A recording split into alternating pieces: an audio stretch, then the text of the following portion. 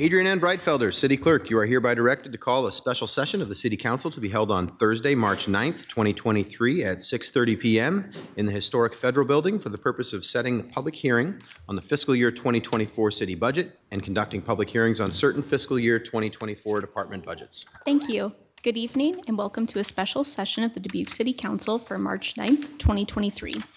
As a reminder to our participants, you can provide in-person input or virtual audio and written input during tonight's public hearings. Input options during the live meeting include: in-person attendees may approach the podium when the mayor asks if there is any public input for the public hearing they would like to speak to. Remote attendees can log into GoToMeeting using the login links, phone numbers, and access code that appear on the broadcast and live stream and posted on the front page of the meeting agenda. This option includes audio input and written chat input. If you are participating via computer, indicate which public hearing you would like to speak to in the chat function, or note that you would like to speak during the appropriate section. If you are participating via phone, indicate which public hearing you would like to speak to during the appropriate section. All comments, whether in person or virtual, must be accompanied by a name and address.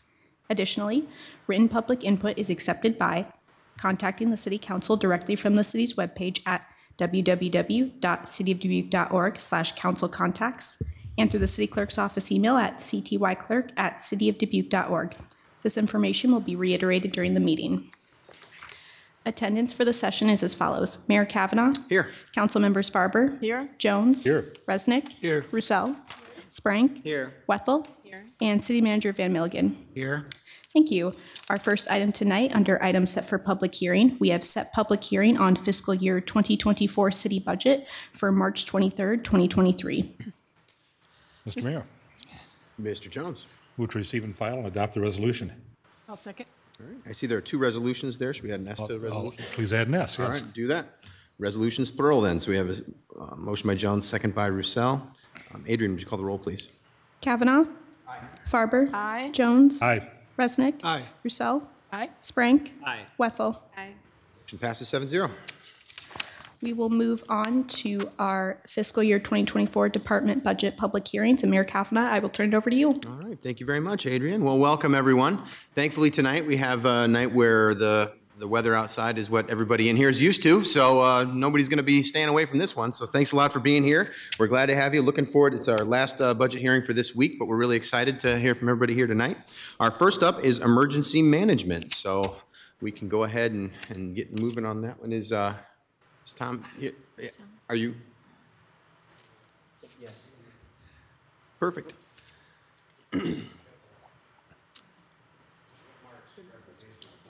Oh, we got the wrong presentation up there. Thank you. Okay. I was confused. My bad. You could probably do his. You guys want to swap? Pick your way to the top. That's actually the first mistake that Jenny has ever made. No, that Ever. is very Yeah. incorrect. That's why I walk so gingerly up here. I thought that was weird. There you go. Maybe this looks presented. Excellent.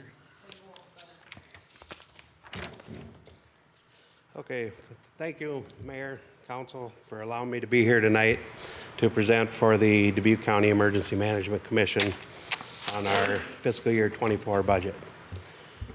It's here, our mission statement, working with partnerships and collaboration with both public safety entities and local governments to provide the services for the citizens of Dubuque and Dubuque County.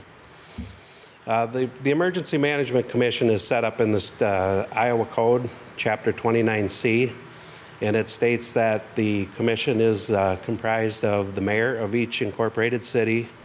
In the Dubuque, the mayor appoints Fire Chief Amy Scheller to do all the day-to-day business for the commission. And then we also have for the Board of Supervisors for Dubuque County is the chairperson, Harley Potoff, as well as the Dubuque County Sheriff, Joe Kennedy, and then the mayors. So we have our annual budget meeting every February in which we have to have the elected officials to approve or amend our budget, which we do, and then the day-to-day operations and the other commission meetings can be done by a representative, of which most of them are police and fire related.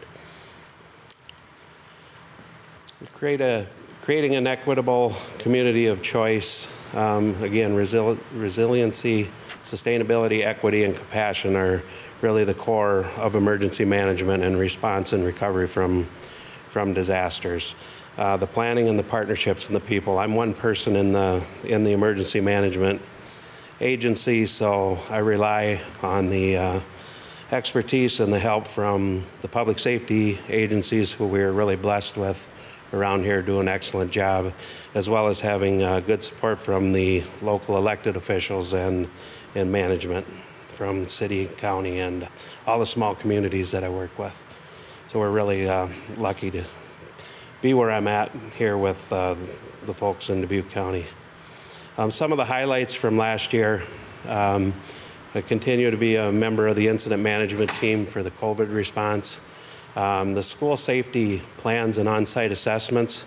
Last year, the governor announced $100 million in school safety initiatives, which led us out to do assessments in the 38 schools in Dubuque County and the city. So I was able to attend many of them. There was a virtual, and then we did an on-site tour. So along with police, fire, and other emergency management officials, we were able to do that mostly in November and December.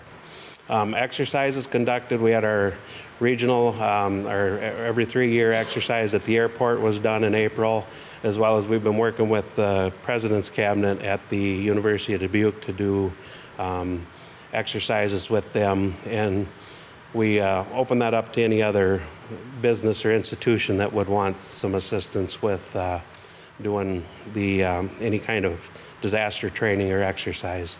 As well as we had down in the corner, the picture there is our public health exercise, in which we worked with a lot of the long-term care facilities, law enforcement, and local response partners to work through, it was an electricity or wires down and a large power outage for how that would help, how that would affect the long-term care facilities and hospitals. So that was another good exercise that we did. Also storm response, including last year we did have 1 flash flood warning and then 9 severe thunderstorm warnings. Also worked with the planning section at the Field of Dreams game, as well as working out there as one of our bigger events of the year. And then we met and exceeded really all the state training and planning and exercise requirements that are required in 29C in the Iowa Administrative Code. So our future initiatives, again, continuing on with the National Incident Management System and Incident Command System training for local agencies.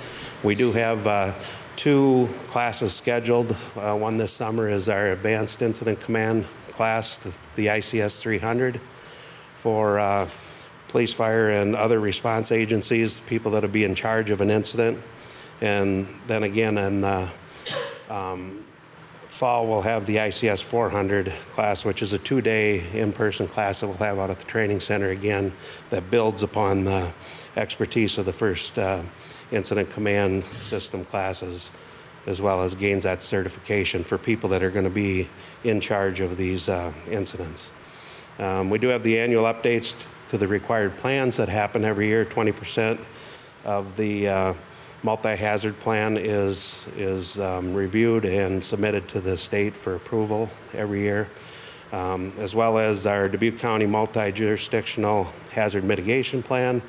We'll be, we're going to work with ECIA to help us upload and to update the plan, and that will be due in February of 2024. And that plan is real important for local communities and schools, because that allows us to be eligible for some hazard mitigation projects and grants in local communities. Continue to work on the Governor's School Safety Initiative. They're going to be placing a radio into each of these schools that'll go direct to the 911 centers, and will give the law enforcement and responding agencies immediate information as they respond to a major incident at any of the schools. and then continue to coordinate the response to severe weather events. And with the anticipated flooding, the Mississippi River this year with the snowpack that's up north, we had our third outlook today on that, and there's a very high percentage that will go into our major flood stage, which is 21.5 feet here. It's concerning enough that they're going to put an extra outlook on. They normally have 3 outlooks every year, but in 2 weeks they're going to do another one as the snow starts to melt. So we'll be sharing more information on that. So we're hoping for the right conditions for the snow melt and no storms up north. So one of the other, as of January 1st, we started with the Alert Iowa system that replaced our Code Red system. There's numerous ways to sign up for that. We have the QR code on there. I know that's a little difficult. But the one easy way is texting Dubuque IA to 67283. And then that'll send a link back to people that they can go on and create a smart 911 profile. And then they're able to sign up for the different alerts that they want for different communities. It's a statewide system. Most of the counties in the state are using it, and it works out well because you could have, a college student could be going to school here and want to sign up for it, but also wants to know what's happening in their home community, and if they're part of that, they can get them alerts as well. So we've been working on pushing publicly the Alert Iowa, and we'll continue to do that to get more people signed up. We do have, the state manages the 911 database, so if people have a landline, their phone number is automatically enrolled into it, so we can activate them. We'd still encourage them to go into the profile, and they can get the severe weather warnings and the odd even snow routes. So we encourage them to do that, but in a real emergency, we'd be able to get a hold of them on their landline. Where we really have the difficulty is the cell phones. So if people only have a cell phone, we need them to sign up because we have no way of getting that information in the system without them providing it. So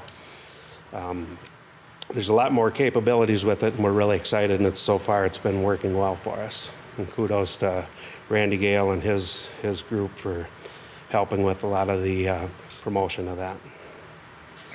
Another initiative, obviously, is our care group. This is in the forefront now with, that's our partnership that we've been working with the local railroad companies. And you can see in the picture there, that's one of the trailers, response trailers that are located up and down the Mississippi River. The CARE group stands for Community Awareness and Emergency Response. So we're meeting quarterly. They're doing trainings.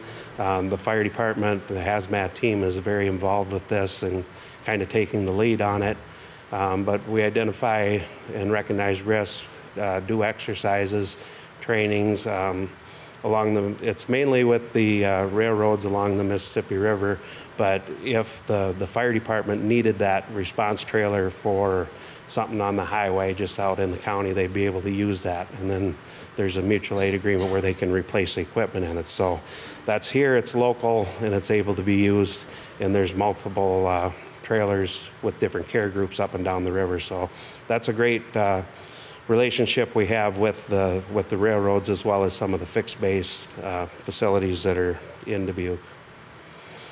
The property tax support requested is staying the same as the last few fiscal years, with the $104,400 asking from the city of Dubuque for the budget.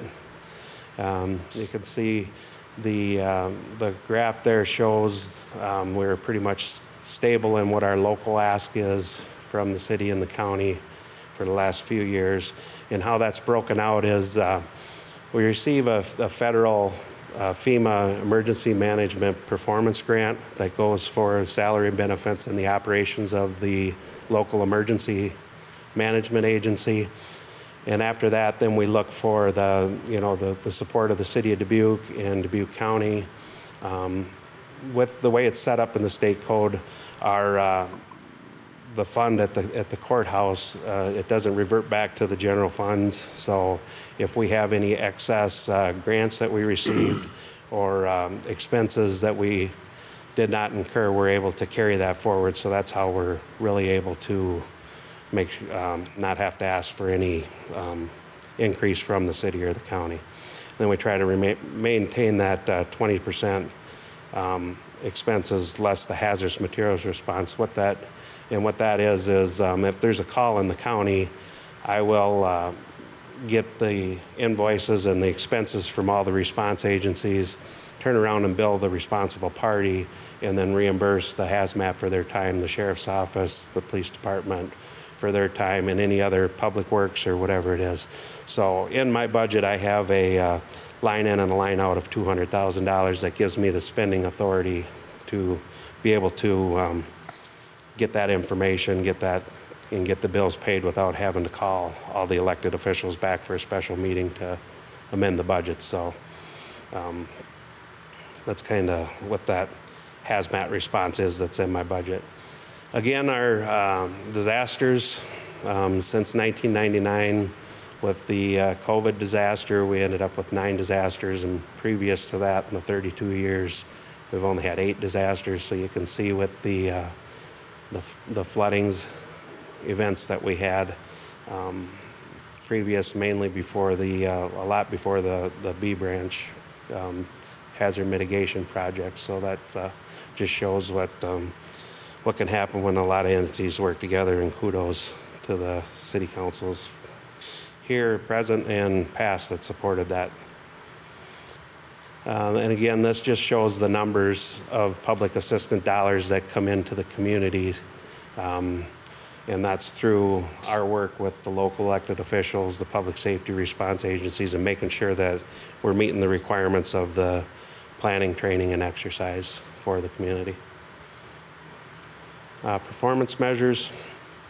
I will note that we did decrease the outdoor warning sirens, and in our research it was determined that doing the outdoor warning sirens in December, January, and February when it's below freezing was causing a little bit of issue with the battery and the equipment, so we no longer do them now. But with the new encoders we have, we're able to do silent tests on the batteries, make sure.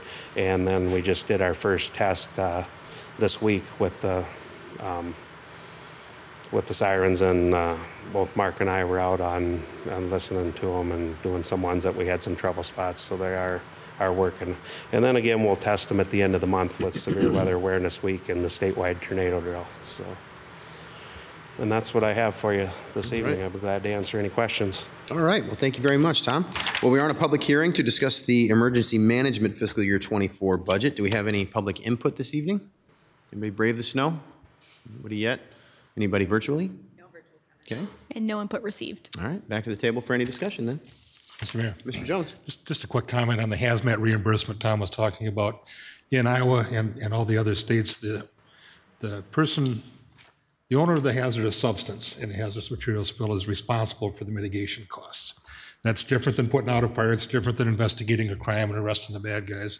But it's a real challenge to get that back, unless you happen to be lucky enough to be in Dubuque County, where we've centralized that process through what Tom was talking about. And that's little known and little understood. That's why I'm making the comment. But Tom can immediately get these departments reimbursed. If you follow the news on that, I think it was a diesel plant facility that had an explosion and hurt some people and made a mess. And that small fire department's gear was all ruined. It was all coated with tar and flammable substances. And they thought they're just going to have to live with it for a while. That strikes me that the owner of the hazardous substance had some liability there, but they weren't pursuing it. But if that happened in Dubuque County, we still have supply chain issues getting that gear, but they'd be getting the gear. So, thanks. Yeah, thank you. And I did have it on the slide, but we will be going a little more in depth at the March 20th council meeting. We'll talk about the evacuation and the local emergency planning committee and some of the plans that we have to just inform you what we have here locally.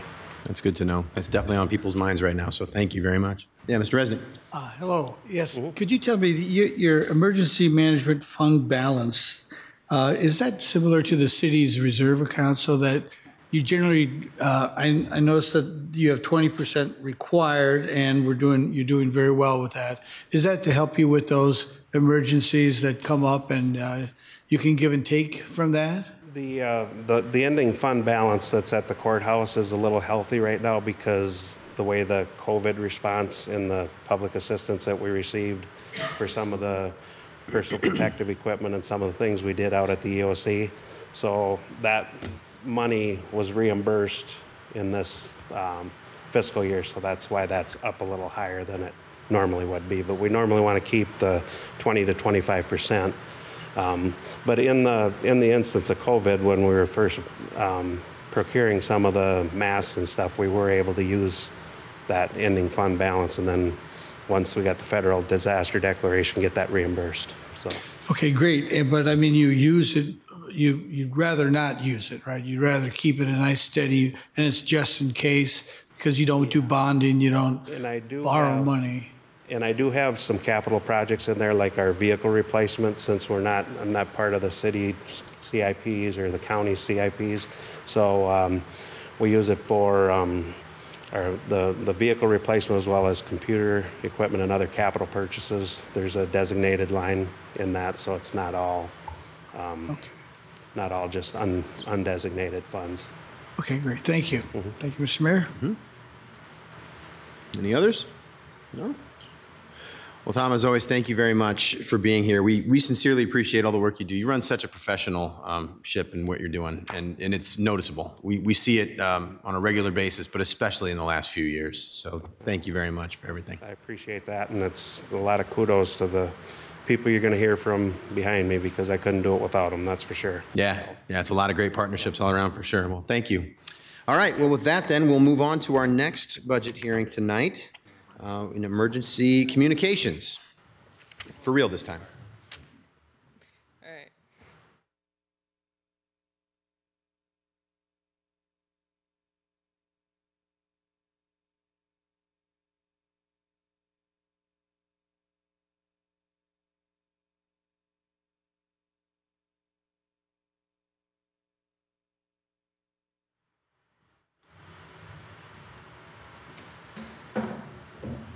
You ready?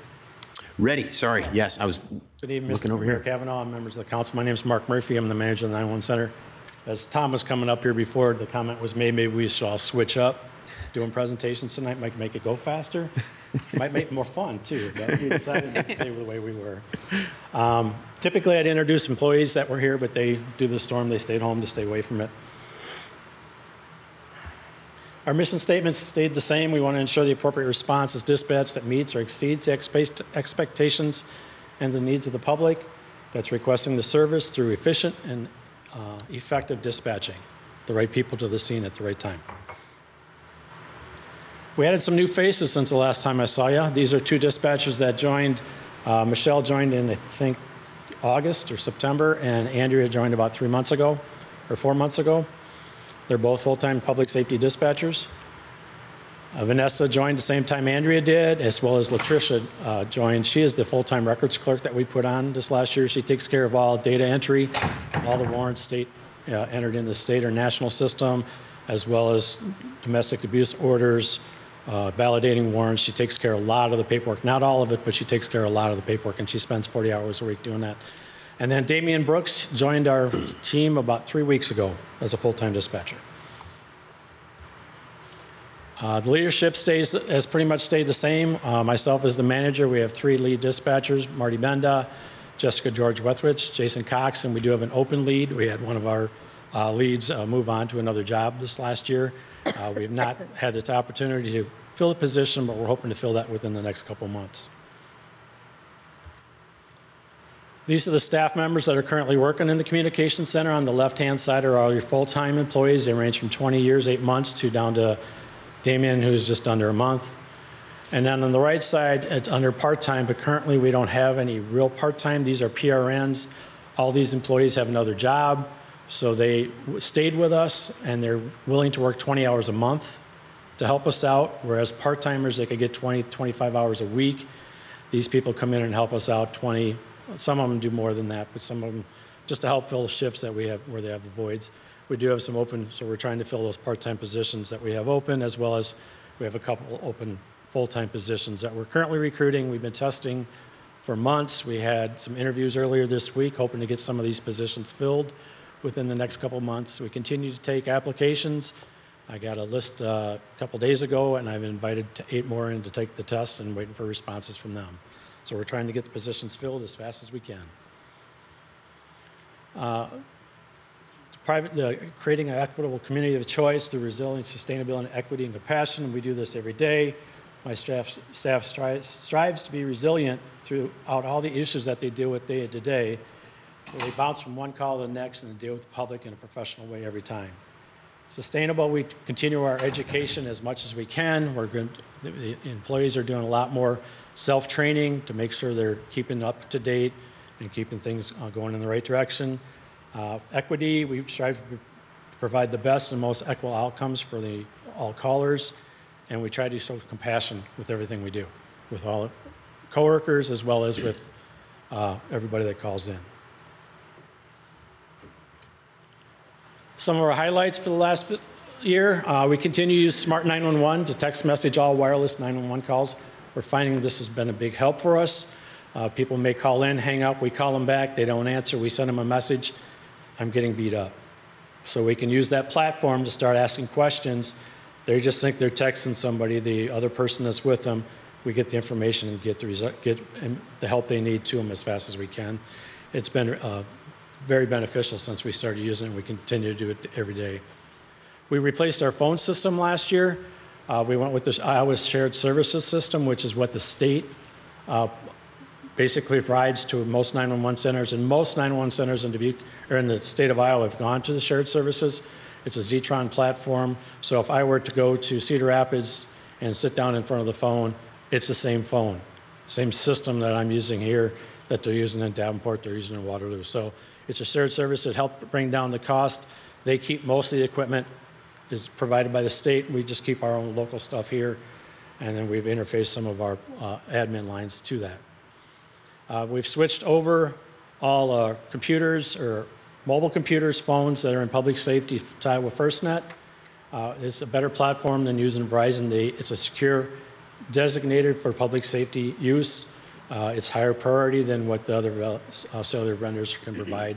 We're hoping that to prove, and we've proved it at the past 4th of July fireworks, but now that we've all gone, we're hoping to see it more, that when Verizon wouldn't work or US Cellular wouldn't work at the fireworks, one of the guys had a FirstNet phone. I hooked into his FirstNet phone through my computer, and I was able to do everything through his hotspot. So with everybody having their own FirstNet hotspot and FirstNet stuff, we're hoping that it works. We're expecting it to work better.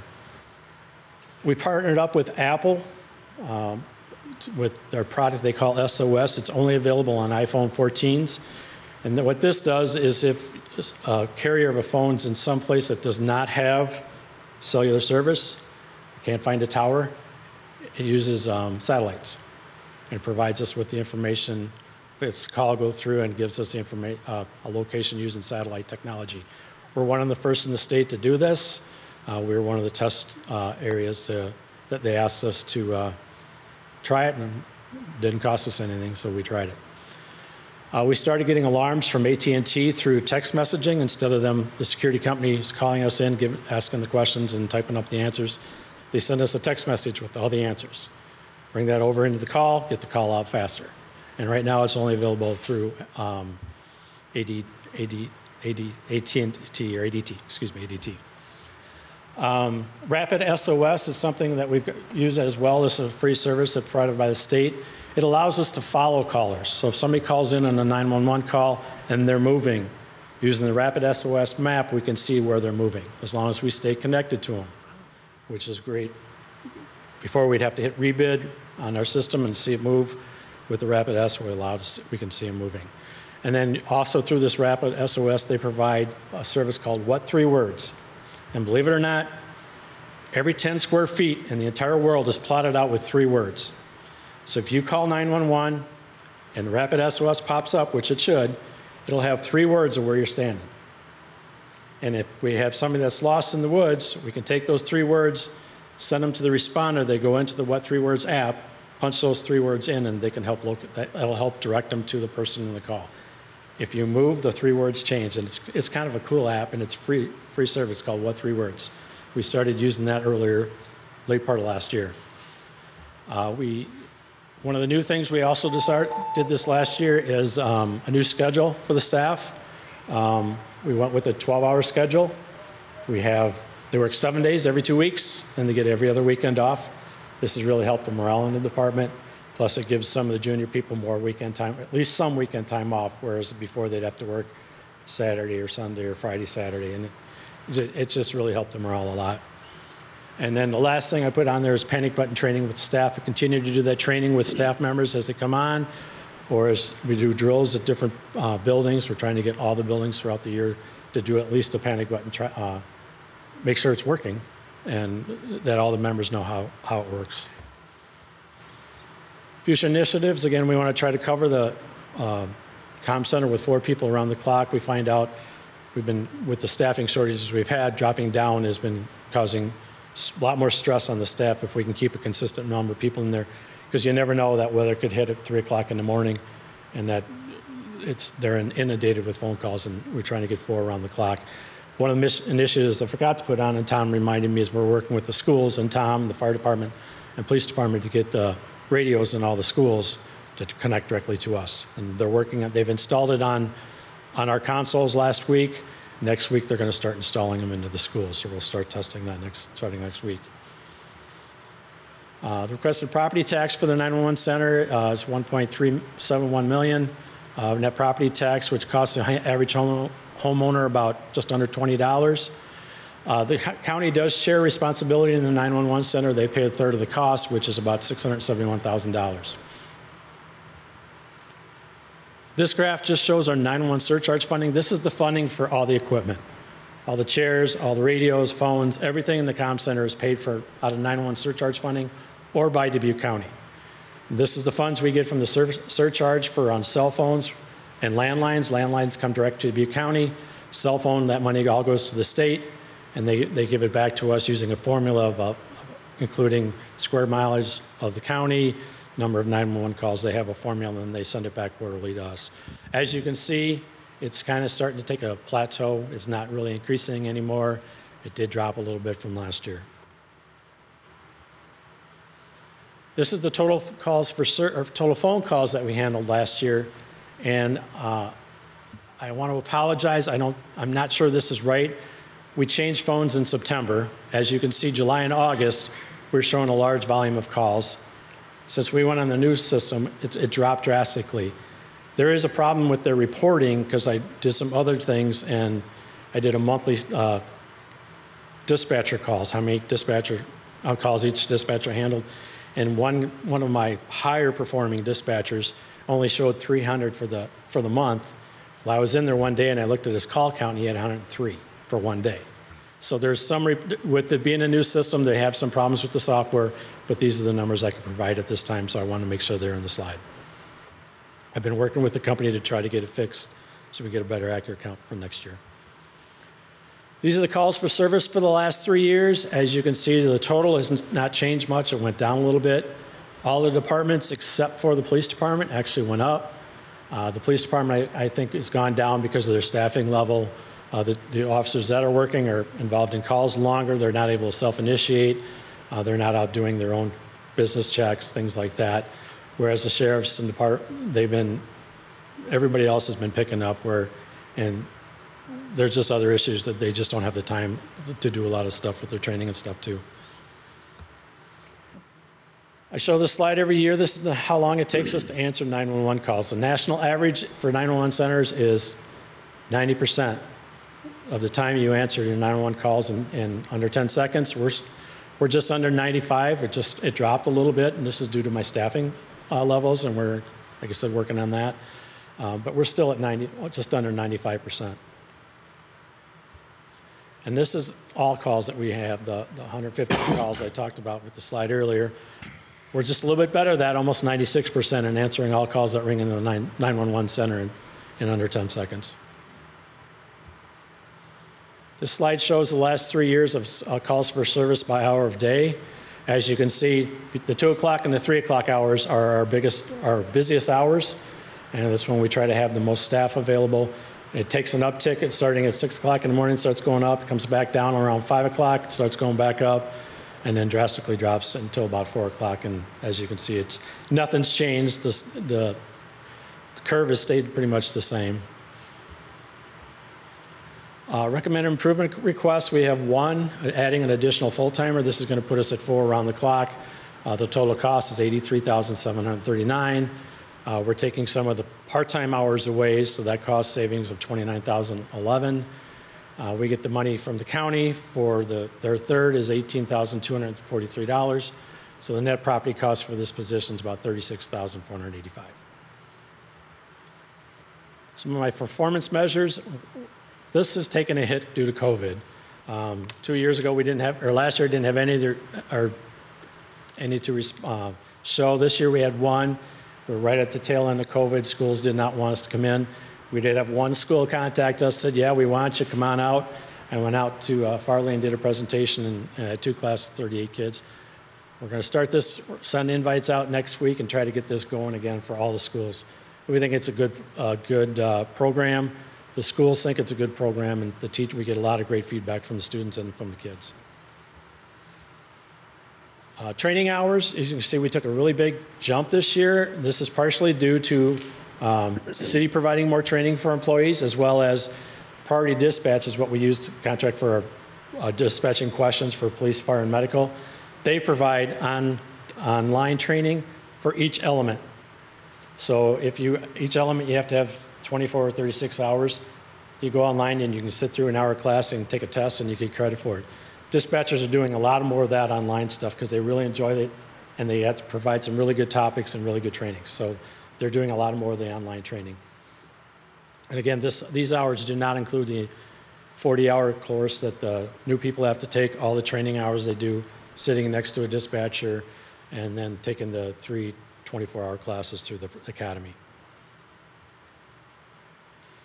I show this slide every year. This is a little different this year. Several years ago, you approved for us to buy an interface with our CAD software vendor so that we could click on an icon and the cameras would pop up. We bought it, installed it, we tried it, it crashed our CAD.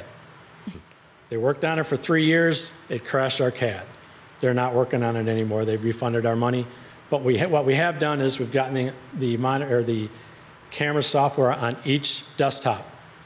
Dispatcher takes the call, they get done with what they need to do, they can click on the milestone thing, bring it up and start looking for the call, looking for what's going on, provide the information to the officers of the fire department, anybody that's responding. If they see something going on or they see the car leave, they can provide that information using that software. And it's on each position in dispatch as well as there's the big monitor yet. And that's all I have. Thank you. Well, thank you, Mark. Well, we are in a public hearing to discuss the Emergency Communications 2024 budget. Do we have any public input? I see none here. Do we have any virtual input? Okay. And no input received. All right. Then we have back to the table.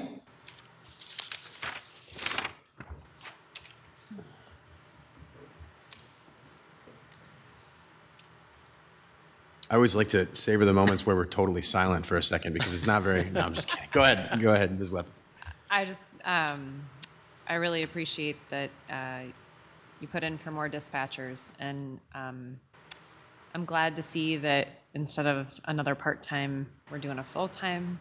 I wish we could do more. And when you submitted it, you talked about your employees' health and well-being, and I appreciate that. And I know that they work so hard and long hours and a very stressful experience to go to work. So thank you for supporting them. Yep. Appreciate it. Thank you. I would actually like to stay on that topic for a second, if we could. You know, when you see 5 requests for 5 additional positions, that gets your attention. So I'd like to just hear a little bit more about the nature of the request. I mean, you know, you've been coming to us for a few years and saying that the stress level's been incredibly high. Obviously during COVID, and now we have you know, workforce shortages across the board, which is affecting you as well.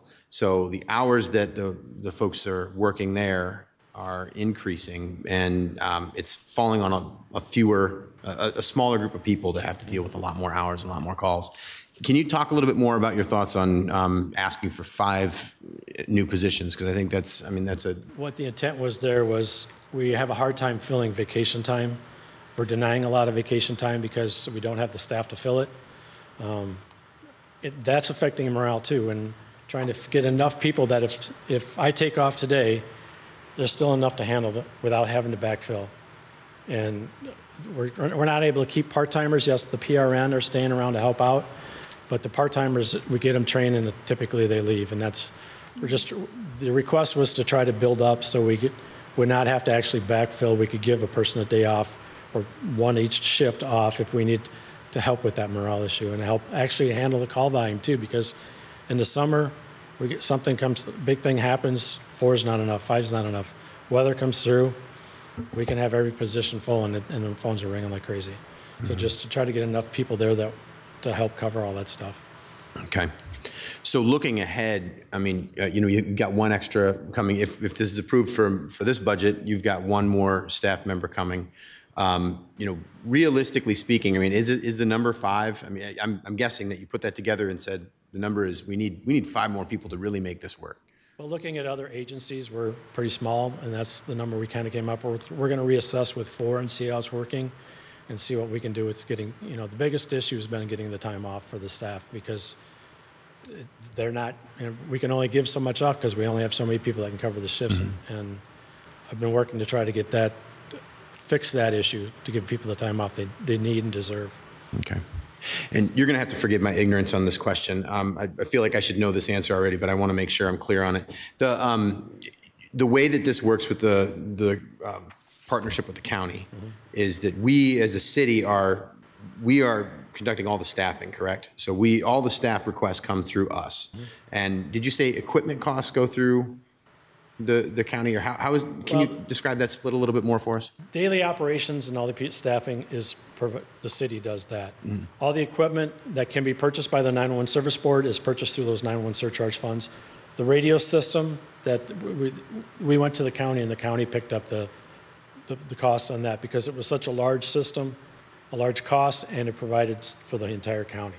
So on the most part, most of the equipment is paid for from the 911 surcharge funds, but the county has been helping us out with some of the larger purchases.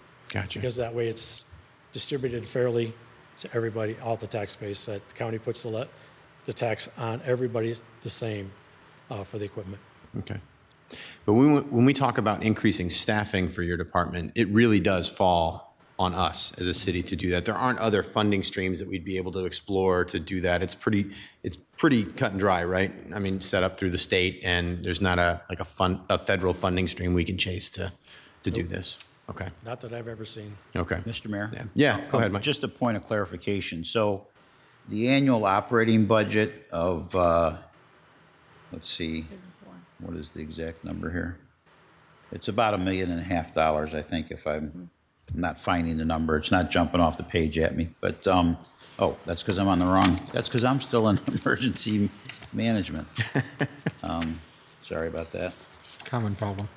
So it's about 1.4 million. So just so I can do a better job with the math, I'll say it's 1.5 million. Okay. So the city pays 2/3, $1 million, and the county pays 1/3, 500,000 for the operating budget. What Mark was describing was major capital improvements like the $11 million upgrade to the countywide radio system. The county agreed to pick up that cost. Back to the principle that even City of Dubuque residents live in the county and pay county taxes.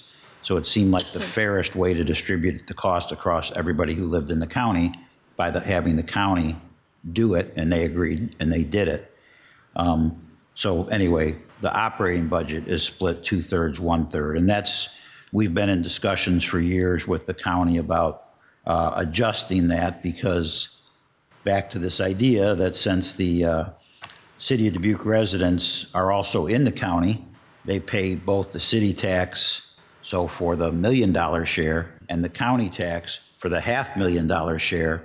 So instead of the original intent, which was city pay 2/3, county pay 1/3, the city residents pay 84%, I think it is, Jennifer, I don't know if you remember, because they pay both taxes. So we've been in discussions for several years with the county about is there some way to make that more equitable? Yeah. Well, I'm looking forward to those conversations continuing because, I mean, by doing that, I would hope that we could find some ways to be able to solve some of these staffing problems. I mean, I know that this is the first of multiple staffing discussions we're going to be having tonight, and you know, among other departments too. But I think, I mean, as Ms. Wethel was saying, I mean, it's such a high stress environment by nature, and it's the fact that you want people to be able to stay in that role. Continue to enjoy the work that they do, feel like they can contribute in a way that they want to be able to contribute. But if you take people and you run those RPMs too high for too long, I mean, people burn out, and that's concerning. So the fact that you asked for 5 and we're able to do 1, I get why. I know the situation here. That's what we've been talking about every night, but that is concerning. And it's definitely piqued my interest, I know, for sure. So thank you for that. Yeah, Ms. Just want Farber. to add a question to that. I noticed you still had some outstanding vacancies as well. And so my question is, and I also agree with the 1 out of 5 seems, you know, like, I'm sorry we couldn't do more on that. What is the length of time, or how long does it take to actually recruit someone and then to train them? I mean, how difficult is it for you to fulfill those vacancies? Right now, I've been getting, when anybody applies, I'm getting it almost daily, and I'm throwing the offer out for the test, and I'm getting them in as fast as I can to test. I got a bunch in about a 2-week period. We interviewed them this week. We're hoping to get some of them processed through. Once they get started, it takes 6 to 9 months, maybe up to a year to train them before they're fully independent on the radio, 3 radios that we use, or 4 radios. County, city, fire, and county fire, but they have to be trained on each one as well as call taking, and it just takes some time. They have to attend a 40-hour course in Des Moines, as well as they're doing a lot of online training through the priority dispatch. But all that takes time, and the one that's been here 9 months, she's really close to being cut loose. The other ones that have been here about 6 months, they've got them on a city radio, which is the fastest we've ever done it. But again, it's the first time we've ever trained full-timers. We've always trained people as part-time. They learn everything. They get the next full-time spot.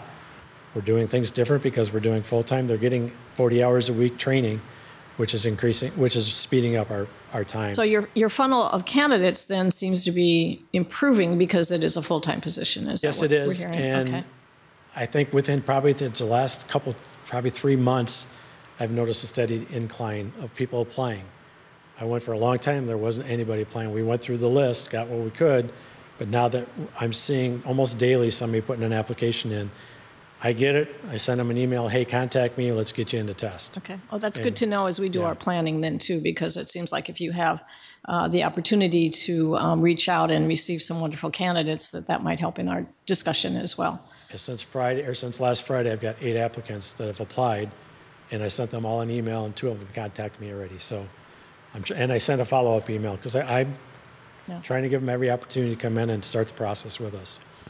And we're setting up interviews almost monthly right now. Okay. Well, thank you for that information. That helps greatly. Thank you, Mr. Mayor. Yeah, Ms. Wethel. One consideration, too, I think, is it relates to future staffing. 4 of the 10 folks have been there more than 5 years, and they're hitting the 14 to 20-year mark. Everybody else is less than 5 years. And so you don't have that, the seasoned experience to help guide and train. And I mean, I just feel like that's something that is, in planning for future years and coverage, boy, we really got to look at that as part of deciding on and what we're going to do. All right, well, Mark, this has been very helpful. Thank you very much for the presentation, and thanks for being here tonight. Thank you. Okay, we are moving on to number 3 here, which is our police department. So we'll get set up and then.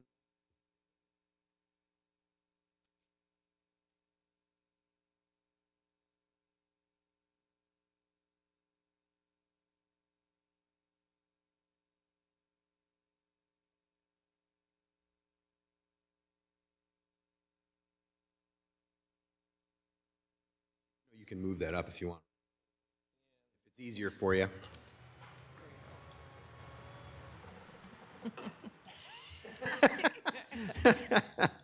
No, that was me, not that. No. All right, when you're ready, we're ready to go. Yeah. Good evening, Mayor and Council. Jeremy Jensen, I'm the Chief of Police. I just want to thank you for letting us present tonight. I just want to introduce the staff that's here with me tonight. So Susan Merriman, who is our budget technician, so everything you see is her work. Assistant Chief Joe Meserich, and then I would be remiss if your council security that's here, so we got Officer Nate Leck and Officer Joe Conley in the back. So glad they could be here tonight with that. So this is our mission statement. One team enhancing community livability by providing equitable community service and protection through integrity, compassion, and competence. One thing I want to point out with this is one team does not mean one team with the police department. It means one team with the community. And you'll see that with our next slide here, which is our value statement. Community is one of our values. We want Dubuque to be a good place to live and work, a safe place. We encourage our officers to be part of the community, not just be the law enforcement or police of the community, but actually be part of it. And we got officers that are involved in all kinds of things throughout the city, outside of work. The other part of this is, I'd want to point out, is what if it were family? That's the late Chief Mark Dawson created that tagline for us. And he always said to the officers that treat people like they're your family, or how you want your family to be treated. So, treating people fair, treating people professionally, and just give them the best quality service that we can give them. This is our organizational chart, or this is how we break up within the police department. You can see we're broken into 6 divisions, being the patrol, community policing, criminal investigations divisions, staff bureau, emergency operations, and professional standards. Patrol is our biggest division, but you'll see a slide here in a minute. It is also our, for the most part, our least experienced division that happens with that. None of our divisions are at full staffing, and you know that, and you'll see where this goes. Our emergency operations is a little different. Generally, other than the canine officers, does not have a full-time officers under that command. It commands our specialty units, our tactical unit, our drone team, our mobile field force, all these different specialty units that other officers from other divisions are filling. So that's how that division operates. This is our sworn officers. Now in 2023, pending the improvement package that I'll throw here later, we'll be at 115. We've been slowly climbing as the authorized strength. I will point that out that we are not there. As you can see here, here's our current layout of our officers. So effectively, we currently have 16 vacancies. We have 2 officers that are in the academy and 6 officers in field training, and we have 89 officers that are effectively on the street right now. That authorized 113. So that's what's working the street. Now, what I'll point out with that 89, and again, I've said this before to you, that you're not seeing our service dip because of this. It's because of the officers that are out there literally working their butts off to make sure that our service is high quality still to this point, even though we are short those vacancies. This is how we break down. So the question that was just asked about experience. As you can see, everybody in green has over 22 years. Now, go below that green, there's a bunch right at around that 20-year mark right there. Everybody in blue is less than 10 years, and everybody in red is less than 5 years. As you can see, our department is very heavily less than 10 years experience on that. And again, as we plan and look to the future, this is the thing that we have to plan on sustainability. How are we going to do this? Where's our experience going to come from? And this includes our promoted positions, if you see throughout there. But this is the one area that this is one of our priorities as a department, to look at this and see what we can do to, again, try to gain our experience, retain experience, and then so that we are sustainable into the future. So in the last year, like you talked about retention a little bit, we had a retirement in August. Captain Scott Crable retired after 36 years. There's not a lot of people on our department that'll make 36 years, to be honest, on that. But we had some resignations, and this is the retention part I'm talking about. So we had 11 officers resign. We had a couple officers didn't make it out of the training program also on that. They're not included as the resignation there. This is just our new officers. You can see the swearing-ins. This is not everybody. We've actually already hired in 2023. But this is some of the officers that got sworn in right here in this chambers in the past year. The two on the lower right are the two that are at the academy right now. We have the 4 on the upper right are in the field training program, and the ones in the middle are starting to come out, or have been out on their own, or starting to come out on their own, as the ones on the left are out on their own now. Oops, got ahead. You know, as I talked about retention, it's important. The reason I threw this in here is, you've seen this, you've heard me present on it, you saw the videos on it, but this is important for us. It's recognize our own. This is something we're doing, you know, morale building, but also on that, just recognizing what we do day in and day out. A lot of what we do, we don't recognize, and I heard today some things that we take for granted. Other people would be like, wow, that's amazing. This is above and beyond, as you saw.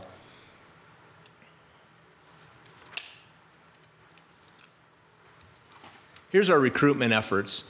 As you can see, in 2022, we started to come up a little bit out of 2021. 2022, we actually tested twice, once in March and once in November. You can see that's the cumulative. We had 27 people that passed in 2022 and 24 people that made our certified lists. The reason being 3 people withdrew their name that actually passed at the time. So that's why that number's a little bit different. You can see we had 60 total applicants in 2022. Now we'll be testing this coming Saturday on March 11th. We have 29 applicants for that at this point in time. Historically, and you've heard me talk about this, we run into the state code with our hiring. So we have to pass a written test. Our applicants have to pass a written test that's created, and essentially the state tells us this is the test you have to use. And same thing with a physical fitness test. We do lose probably historically about 50% of the people because of that on our testing, just on that alone. And so obviously we're working with our various organizations, working with the state, seeing things we can do to try to make, again, not lower standards as much as try to figure out different ways we can do things. Now, I will say, with our hiring process, one thing we have worked with our legal department, our human resources department, our clerk's office, and we've developed a strategy where we can do, I'll say real-time, for us, real-time hiring, ability to maintain and do tests year-round.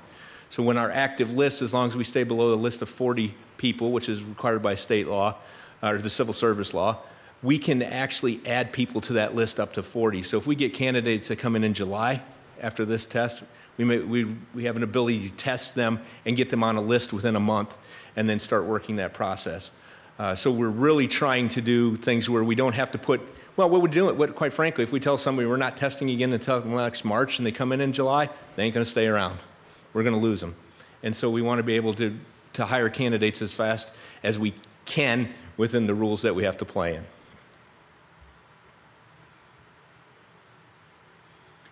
This is a great resource for us. This is our community resource officers, the red shirts. You see them in the summer. They're at the parks, they're at the pools, they're all around. They have been a great recruitment tool for us. We have them for a summer generally. We have changed this a little bit, and I'll talk about that here in a second. But what we did is, as you can see in 2020, well, it's upside down. That's because all those people are upside down. No, just kidding.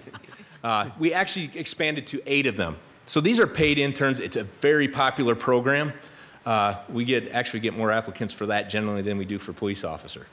But with that, it's an extended job interview. We get to hire a lot of these people.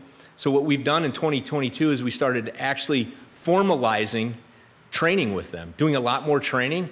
And so Here in 2023, we just hired one of our 2022 community resource officers, and she's actually going to be almost fully trained in our field training program before she goes to the academy.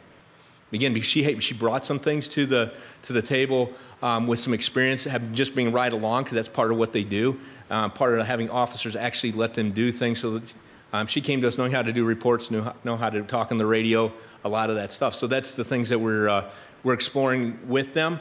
Additionally, we have 2 of those in 2022 that will actually be, they're actually year-round.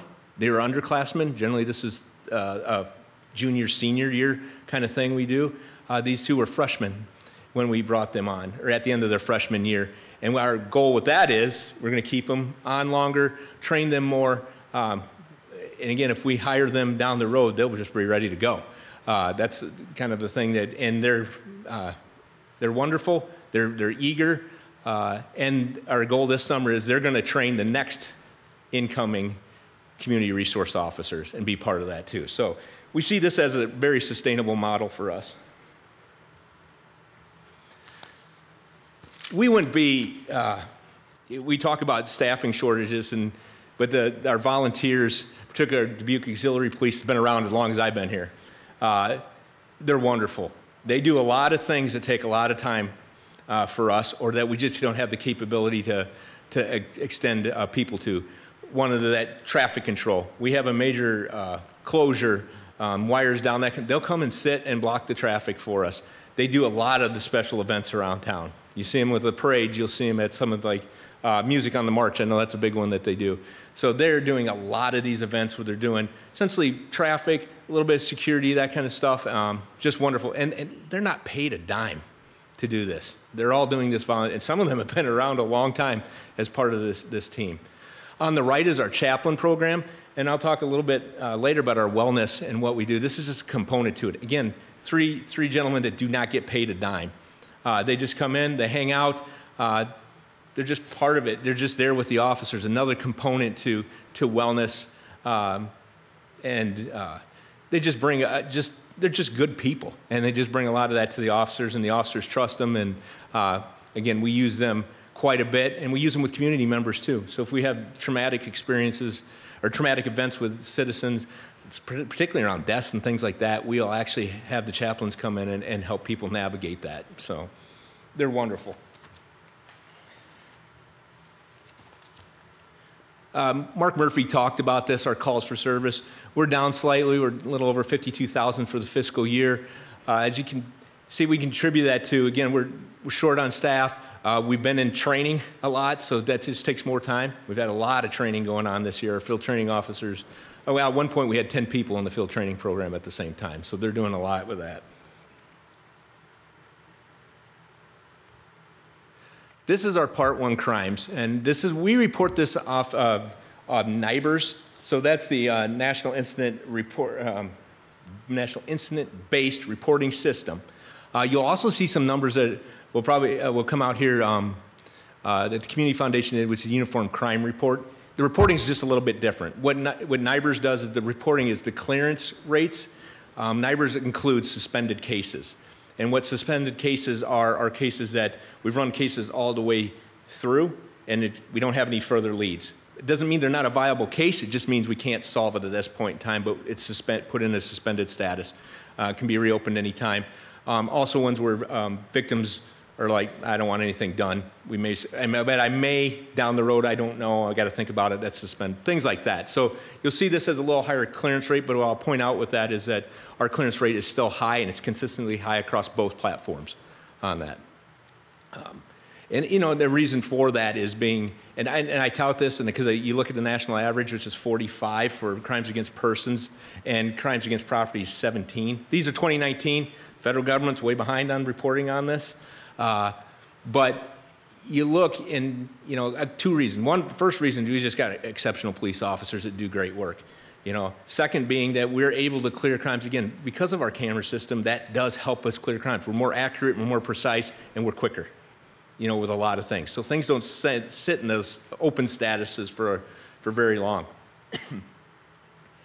I will point out that in calendar year 2022, you look, we were pretty much down in a lot of areas. As you can see there, it doesn't take much to change the percentage on murders when you go from 1 to 2 or 5 to 1, but it's a big percentage reduction, and we also had a reduction in the sexual assaults. Now, you know, this is what's reported to us, so I want people to understand that. This does not mean that there's not a lot more of that out there, but this is what's reported to us.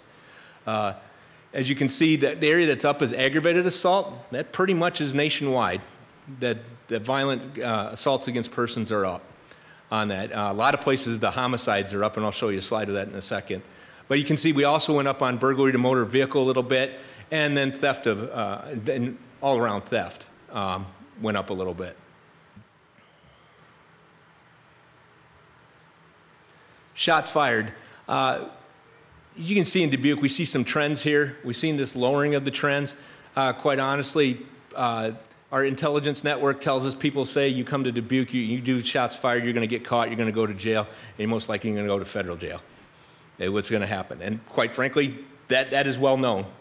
And we've heard people say, oh, you're stupid to do that here. You can see the little spike in 2021. That was two groups shooting back and forth at each other. It wasn't just random. That was what happened with that. And quite honestly, we put a lot of those people away that were involved in that. This is a little comparison. The one thing I will warn about comparisons are we don't necessarily all report the same. We vet our shots fired based upon the ones that are confirmed.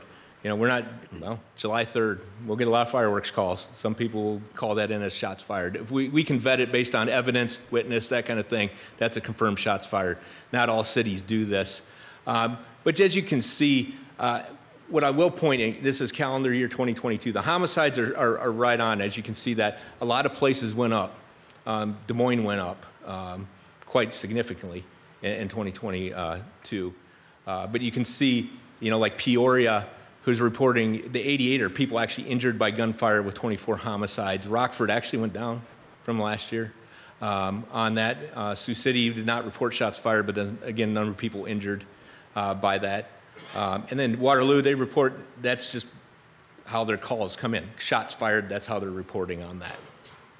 But the point of this is being, we're actively, aggressively addressing firearms violations and the fact that we're a safe city, you know.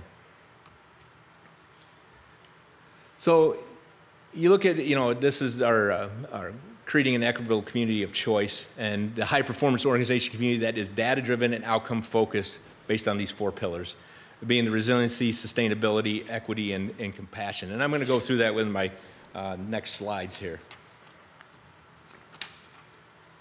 These are our highlights in fiscal year 2023, and some of them. We have a lot more, but these are the ones I wanted to kind of point out here. So as we talked about, our awards and recognition night with family wellness, because families were invited to this, and that's the other part of this.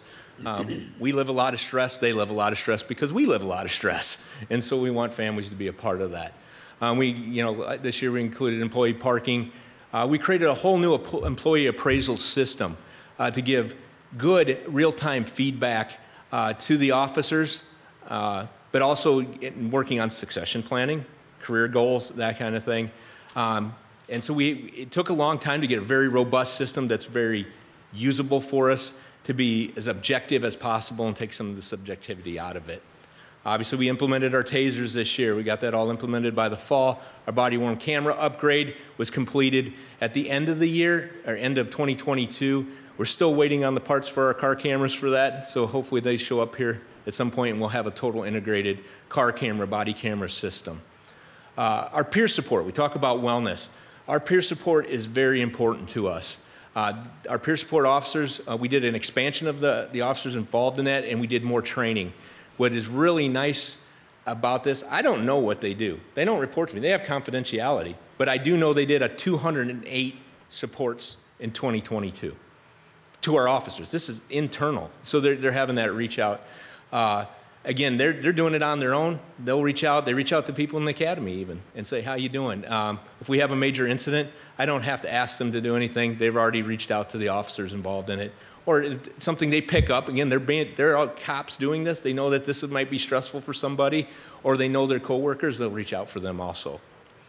One of the other trainings we did in 2022 was use of force training. This came from an NICC,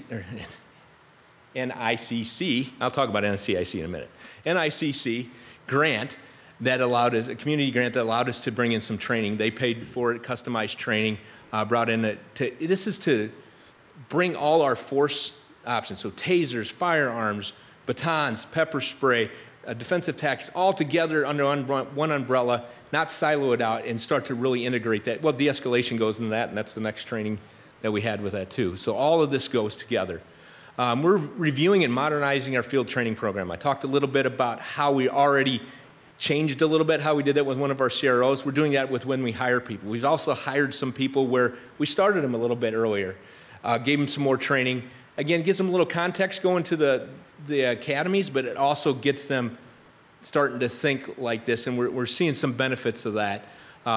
We're looking at how we score, how we train people, adult learning techniques, looking at more of a fluid type program where people, if they're doing well, to move them on within the program. And again, the whole idea is training. We do have an evaluation part because we want, competence. That was part of our values. But the idea is, again, to train them, have them trained. And then looking at the fact that training is forever in this career. This is not a thing that ends at the end of 20 weeks of field training or a police academy, that you're still going to be training. So we're looking at how we're doing that. We had more officers trained in the critical incident team model. A couple weeks ago, you heard me report on the secondary responder. This is our backbone of the police department secondary responder, the brain health side. And you'll see this in one of my improvement packages here, improvement package request, and what we're doing with that. But we have more officers trained. What does that mean? Again, these are force multipliers. These are the ability for an officers to look at brain health issues, and I'll show you a slide on that, but and say, okay, how can we look for solutions for this that don't involve jail, and how can we look at solutions that are long-term so we're not having repeat calls for service? Again, being more efficient and effective with what we have. This year we remodeled our patrol work area. As you know, we are renters, so we have a very limited space where we can work in. But we did remodel our patrol area, made it a little more user-friendly, spruced it up is the best way to do it. We actually able to put our big patch on the wall so officers can see that, every time we come in, we are Dubuque Police Department. And then our community participation, and I threw just a couple things out here. This is just a minuscule amount of things that we're involved in all the time. One I'll point out right now is our Citizen Police Academy going on right now. Well, if we don't have weather warnings every Thursday, because that's Thursday nights right now, so we have to keep canceling it, but that's going on right now. We know this is one of our areas where we get to highlight what we do and build champions for the police department. But again, we want our officers to be part of that. We want our officers to be proud of who they are and participate in events that they are proud of and they identify with. And then also, as police officers and as that person. So we're really encouraging that. Our FY23 initiatives have been retention. We talk about that. We got to retain our officers. You saw we lost 11 through resignations. Doing what we can to retain the officers that we have, to stop that so we can get our recruitment and hiring to catch back up. Like I talked about before, we had 17 down. At this time last year, I reported on 17 officers we were short. We hired 14, and we're still 16 down. That math, I'm not good at math, but that does not compute well with me here. So we have that. Our recruitment and hiring, as I talked about, that is important. We do have a recruiting team that goes out and about, and they do a fabulous job, and they're looking at different ideas and how to recruit. We recruit individuals, as I've told you before. If we know somebody and they want to be here, we're going to recruit them hard, quite honestly. Our resource allocation, we're looking at, how, again, with our staffing, and we need to do this all the time, even if we're at full staffing, how are we best utilizing our resources? What are the best things we can put our people, our equipment, et cetera, out on the street, and looking at, for years we've had 7 police response territories. We're looking at ability to say, is there a better way to put our resources towards what we need, and what kind of calls are we responding to, what time of day are we responding to calls, that kind of stuff, looking at the data. Our innovation and technology use, and again, you'll see some of this, and you've heard me report on it. This is area, leveraging what we have, leveraging our technology as a force multiplier, as an ability to make us more effective and efficient in what we do. Our secondary responder, again, looking at this as an idea that, you know, we went through these phases that police need to be involved in this, they don't need to be involved in this, but quite frankly, particularly like around brain health, we will be involved. We are the first responders with that.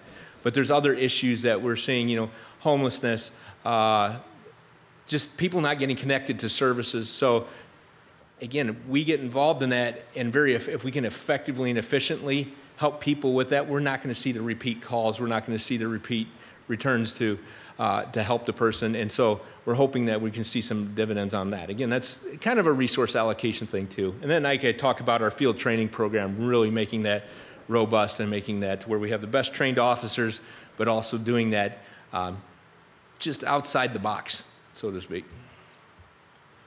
Our accreditation, as you know, we're originally accredited in 1993. Longest credit agency in Iowa. Proud of that.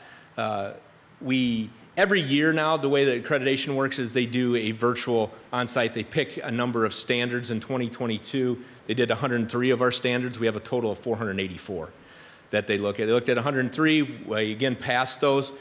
What's nice about that, we're constant review. So one of the things you all asked us to do is, you know, transparency, community, like that. This is the way we do a lot of this. They're looking at our standards and saying that standard's not good. You need to tweak that. In 2024 will be our full review, where all our standards get looked at. We'll have to actually go and stand before the CALIA board and say, please give us our next accreditation. But we have a dedicated, one of our corporals is dedicated to this full time. This is what they do. It is a lot of work to maintain this, but it is well worth it. I talked about brain health. As you can see, as we talked about last year, we had a huge increase in brain health calls. This is just brain health calls. This is not within other calls, that kind of thing. As you can see in 2022, they really didn't go down. We got a little more efficient because what we're doing with our community, our critical incident team officers, they're recognizing things, they're being a little more proactive, picking up on it quicker, and maybe able to mitigate a circumstance one time as opposed to repeated times. But like I said, like you can see here that this isn't going away, and we don't anticipate that. And again, we get called to that as the first responders, so we're going to be the ones starting it out. So we want to effectively get people the help they need, whatever that is, and as efficiently and effectively as possible, not just passing somebody around to different services and that kind of thing, but actually getting them connected. And we're starting to do that well. Secondary responder will help that even better. Our school resource officers, we talk about this a lot, and they are busy, quite frankly. This is our partnership with the school district. It's a wonderful partnership. We're able to, and I want to point this out. You know, this is not truly a law enforcement type division. They really are more of the social worker type. They're more of, I call them social workers with guns. The reason we have guns is because we have school shootings, you know, and the violence in the schools. But quite honestly, their whole purpose is not to do charges. Their whole purpose is actually to try to divert, try to head things off before they become a problem. As you can see, here's the schools that they're in. If you look at like Hempstead High School, that is, so Officer Brianna Marzetti, she's in Hempstead High School, and she's in, what's the other one? I'm trying to look here. Roosevelt is the two schools she has. Sade Pointer, she's at the ALC and at Jefferson. Mark Lorenzen, lower left there, he's at Senior and Washington. In the middle and bottom is Officer Jason Horner, and he is our DARE officer. He splits time, so he's a lot of times in the elementary schools and doing things with that. And the lower right is Brandon Gudenkoff, who is the elementary school. Now you wonder what, you know, the high schools and stuff, that's where you tend to see the more violence. We're seeing violence at a younger age, but honestly, getting to the kids younger, Brandon does a lot of talks and introducing people to officers. The upper left is Lieutenant Bruce Deutsch, who runs the program. these are highly effective. So you saw recently that we had some charges for a juvenile for making threats. This is the things they do. They're on top of that instantly. They're in the middle of the night, they get the call, they work it. Again, to mitigate this, you think about that. You leave that stuff out there for a long time. It creates fear. It creates chaos, and they're wonderful at what they do. Emotional intelligence. I'd be remiss if I did not bring this up because this has been the backbone of what we've done. Lieutenant Rick Fulmer and I have been with this for quite a while. And what I'd like to point out in the last year is that we've done a lot of this. So this is the umbrella for even de-escalation training. You all had it. We did this with you, fire department, transit department. We did it with housing. We did it with the library. And we actually taught it at the Cedar Rapids Police Academy. We are teaching it at the Cedar Rapids Police Academy now. And then, Rick and I both have over 400 hours of EQ coaching that we do internally within the city. That's each, not collectively, that we're doing this. But currently, we got 4 additional city employees that are participating in the EQ training, and we're getting to that point. This is, like I said, to me, this is the umbrella for a lot of things. And so the city has bought into this. Actually, the 6 Seconds calls us EQville because we're one of the few governments that is holistically taking this on. So here's our FY24 requested property tax support. As you can see, the net property tax support is $16.6 million, a little over that. The average homeowner's property tax cost for police is $240.67. So here's the improvement packages. The first one is the 2 crisis intervention team officers. This was a grant that you all saw. We had $250,000 Department of Justice grant, hiring grant. We made a request based upon that with the liaison model, because our officers that are part of that liaise with different providers in the city. And they awarded the grant. Again, they're just doing some of the cost on that. This is to make 2 of our positions full-time. Our goal is to do that by September, is to have them ready to go. Obviously, this adds 2 officers that we're down 16 already. I get that. This is offsetting some of our costs, but it's also offsetting what we're doing already with that. Again, having the crisis intervention team, we're looking at it as a force multiplier, an ability to take things that they can effectively and efficiently work things that patrol officers are responding to, and they can do that and pass it off and be able to do that. I, again, see this as exponentially taking things off the plates of the initial responding officers. The second one, automated license plate readers. You can see here the recurring cost is $58,000. The non-recurring is $15,000. The non-recurring being that's the cost of the cameras for that. $58,000 is for the actual network that goes with this. Now I'll talk more about this. This is not automated traffic enforcement. I want to emphasize that over and over and over. This is not. This system does not do that. It's not set up to do that. It will not do that. What this is, it's a force multiplier. It automates what we're doing already with our traffic cameras. What an officer is doing, this is the automated portion. The second part of that is it's a redundant system. So I worked with Dave Ness in the engineering department, who kind of oversees the city camera system. We don't have a redundancy in that. But this is also, like I said, also the automated part of it. Again, making us effective, making us quicker, efficient. And I'll give you an example of that. So we had a Dunkin' Donuts robbery. Our camera system picked up the license plate of that. This is not a person known to us. What we didn't know is that it's a stolen vehicle. Okay?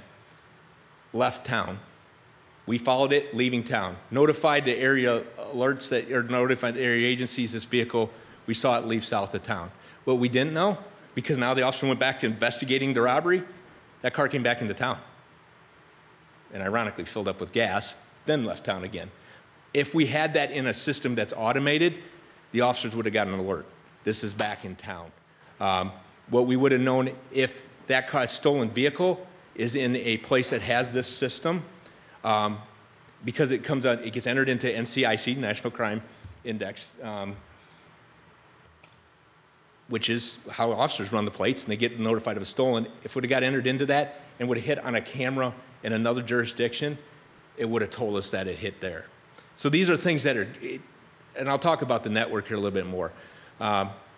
This only reads license plate. It is not persons. It doesn't follow people. It does not follow, it's not facial recognition, and again, it doesn't do any enforcement. It helps us identify wanted persons. So it's associated to vehicles. So if somebody's wanted and they're associated to a vehicle, the vehicle gets put in there. If the wanted person in NCIC associated to that vehicle hits on that, the camera will get an alert. Officers will get an alert within 15 to 45 seconds on their MCTs or their cell phones that this vehicle is now here. Again, randomly, if an officer's running license plates, they may come across this. This is the system picking this up. It also helps people wanting connection to crimes. We can set it up locally. We know that, say, this vehicle or 2 vehicles or 3 vehicles were associated with this crime. Say a shot's fired, say a homicide. We can put them into the system, and then we'll start, if it starts hitting these cameras. Now, currently, if we had 3 vehicles, it takes an officer sitting out there looking for one. We can't follow it all different directions, but this can on this. And so then it starts to tell us where things are at.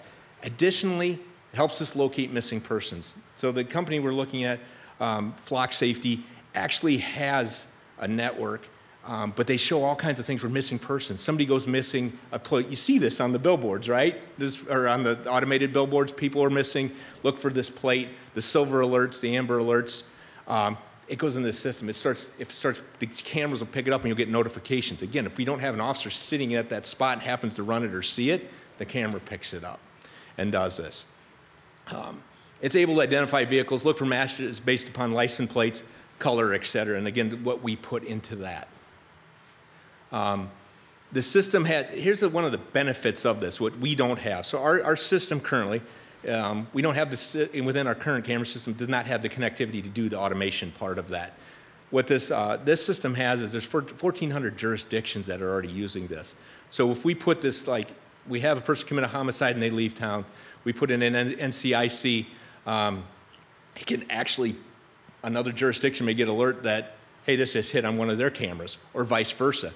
An example of that. And what alerted us to this technology was that last summer we had a notification from an agency in Louisiana that said, hey, one of our homicide suspects' vehicles just hit on a camera in your town. We're like, we don't have that. Benefit, there's a private partnership with this too. It was mounted on a semi that was traveling through Dubuque. And it actually read this license plate and said it's there. Now, some really good police work using our technology. We followed it back, found the vehicle, found the suspect, arrested the murder suspect, and got him back to Louisiana. But he was hiding out in Dubuque. That's plain what it was. We would have never known that unless somebody happened to randomly run that license plate on that. But it got picked up on that. Again, like talk about private entities, that's something that can be explored with this. They don't have access. This is our data. It goes into the system. We do not share that unless we give permission to share it, just like we do now. We don't do any of that. But the private entities can opt into it and actually give us access to their systems. But again, we're not paying for that. That's something they can opt in to do that. The key part of this is data is only kept 30 days. Then it's purged unless it's part of evidence, and then we do it like our normal evidence. We secure it like we do with our normal camera systems. That's also purged. But that data is gone. And it's only looking for NCIC, again, the wanted stuff, or anything we have put into our hot sheet saying we're looking for this vehicle to find it. Our quest is for 22 cameras. We looked at, this is us dipping our toes into this automated side of that. Again, so we looked at, again, working with engineering, what are our best locations that we could possibly connect with, again, not connect physically with our current camera system, but kind of set it up and being a complement to that. So if you look at this, 22 cameras are not 22 locations. They're key locations because the way cameras have to set up, when we have intersections that, different directions. So you're looking at, again, as kind of a ring to kind of give us an idea, particularly if somebody leaves the town or comes in, that's the part that spends a lot of time as we're trying to search our other camera systems to find somebody. But you're looking at like Highway 52 and the Northwest Arterial, JFK and West 32nd Street. Asbury in the arterial, Pennsylvania in the arterial, 20 in the southwest arterial, 61 in the southwest arterial, 52 and 61 intersection. Then Dodge and Locust, that one takes quite a few cameras, big intersection to get the directions there. And then Highway 151 coming into Dubuque, which again takes cameras because of the way, the size of the roadway there. That's what we're looking at that, how we can use that. It's still going to require an officer inside of that ring to start looking through that. But again, we want to see how that starts to tie together and see what we can do with that. Like I said, a lot of agencies are using this. They're using this primarily as their only system, and as we know, we're second to none in what our camera systems are already, but this is another way we can do that. The one thing it is always working. Doesn't randomly require an officer to come across it and happen to find it. It is always working in these locations. They are fixed locations. They're not movable. These are fixed locations. Again, just like our other cameras are, they're fixed locations. It's it's the same concept, but an automated side of that. That's, again, a different system that allows us a little bit of redundancy.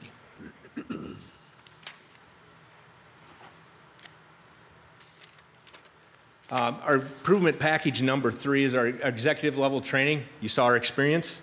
You saw where that's at. We've been working on this, actually, we did this a lot in 2022 also. But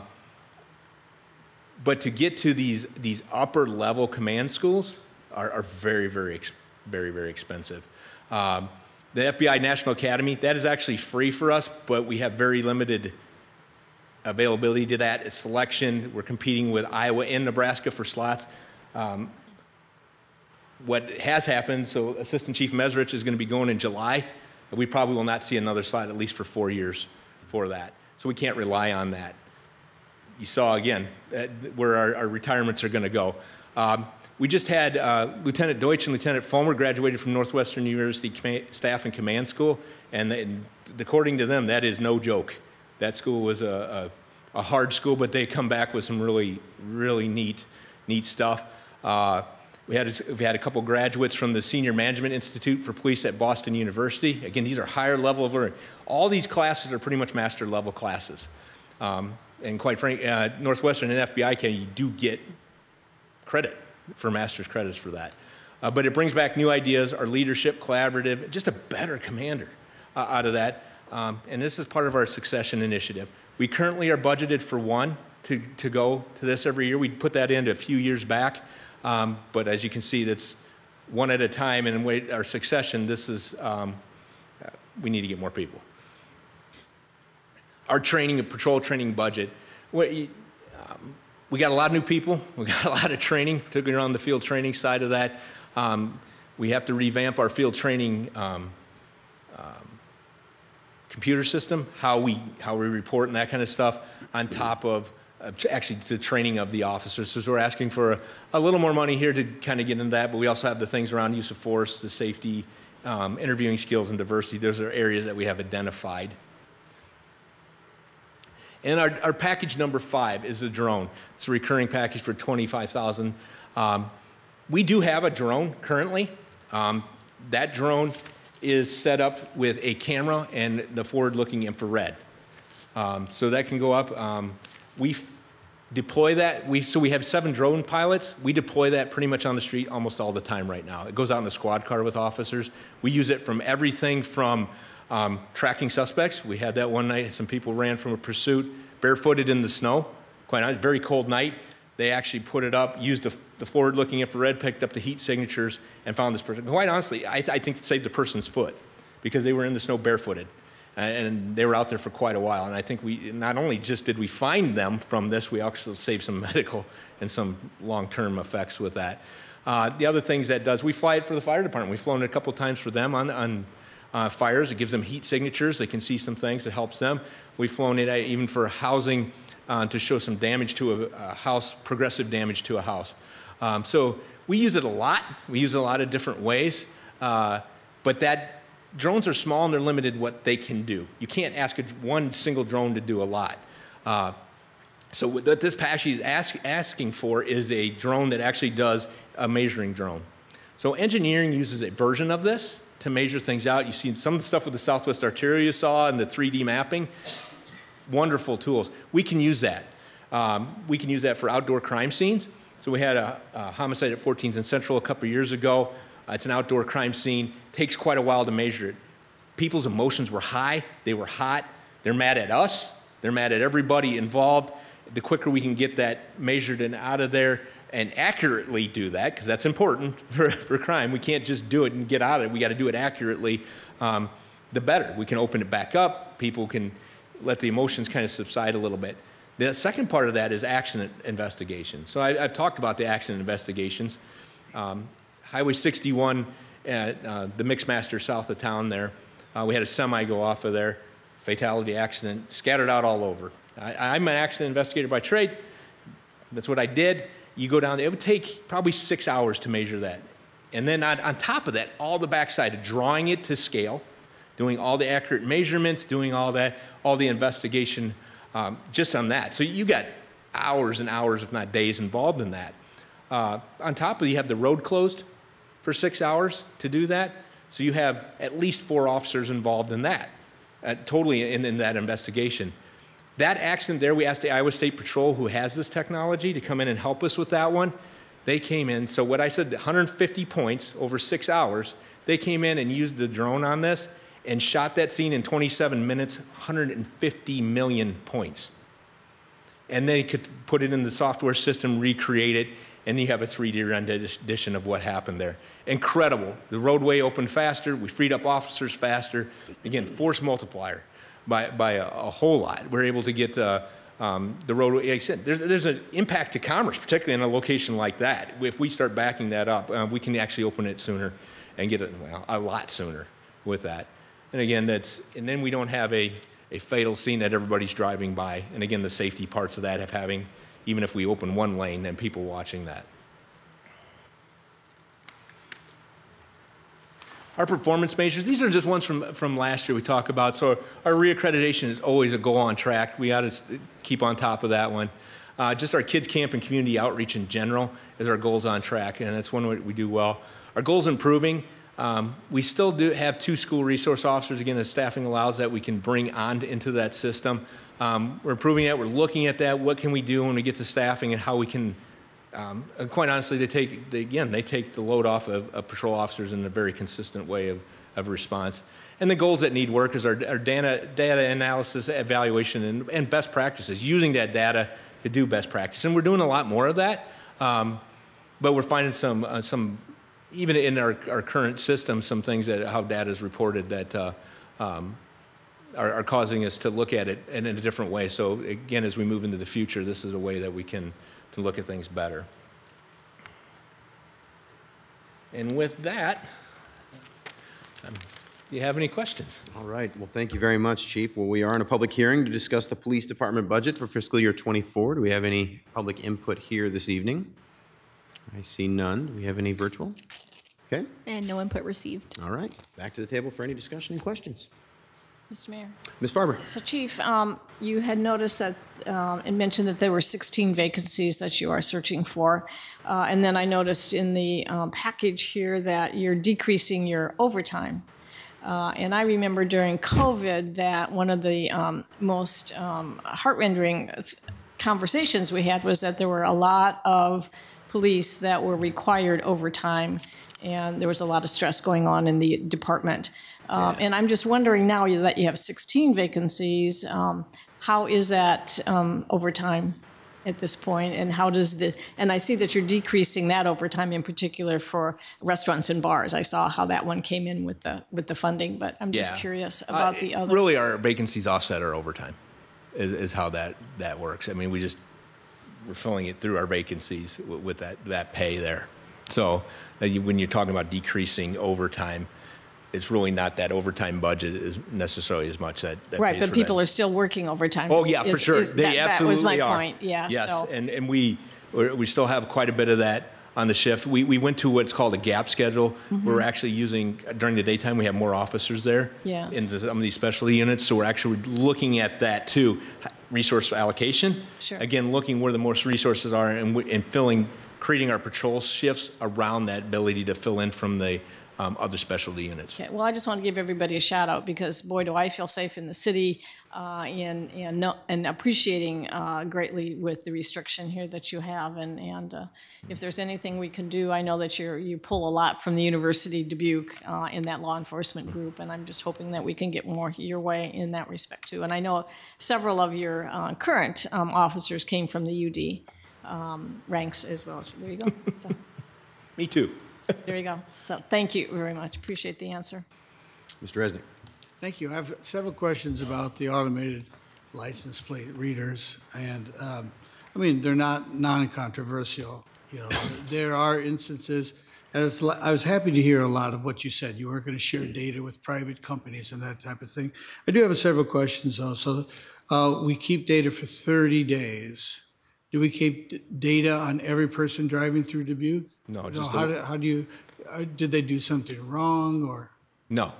No, I'm just saying, well, whose data do you keep? Oh, for the 30 days would be the ones that are in, again, it's reading the plates for 30 days, but again, there's no data coming out of it unless it has an NCIC or one of the 8 attempt to locate. So it's reading all the plates that are coming through. There is the ability within 30, just like we can now, we can go back and look at a camera within 30 days and look at it and say, okay, yeah, that car was here 2 days ago. It's the same thing, it's just the automated side of that to be able to do that. But after 30 days, unless we tag it as like needed, it'll go, it's gone. Okay, I'm just wondering, so are we collecting like innocent citizens' data for 30 days just in case they do something wrong and we can look back? No, so all it collects is just license plate. No other citizens' data, nothing about them. Just the license plate itself, which is public. Everybody sees the license plate. So that's all it's collecting. Nothing more than that. Just the license plate, that number that it's reading. So I'm just saying, if you wanted to, you could go back 30 days and see where my car was for the last 30 days. Sure, if we put that in there, we could see that, yeah.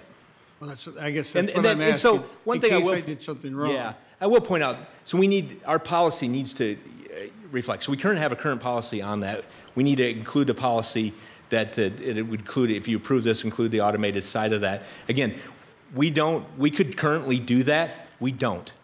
And that's something that that's part of our integrity, and that's part of our investigative side of this, is to say, we're not just gonna go back and look for citizens to see where your car has been for 30 days, unless you were involved in a crime. And then we're gonna go back and look for it. See, and then there are some other concerns about these post-row days that we live in, where some states, perhaps Iowa, who knows, will say you can't even go to another state to have those services done. And if we're able to see where somebody's car is, for 30 days, and then they can see that here we are in this national database. Oh, you went from this location to this location over here, and it happens to be a place that is suspect of this law.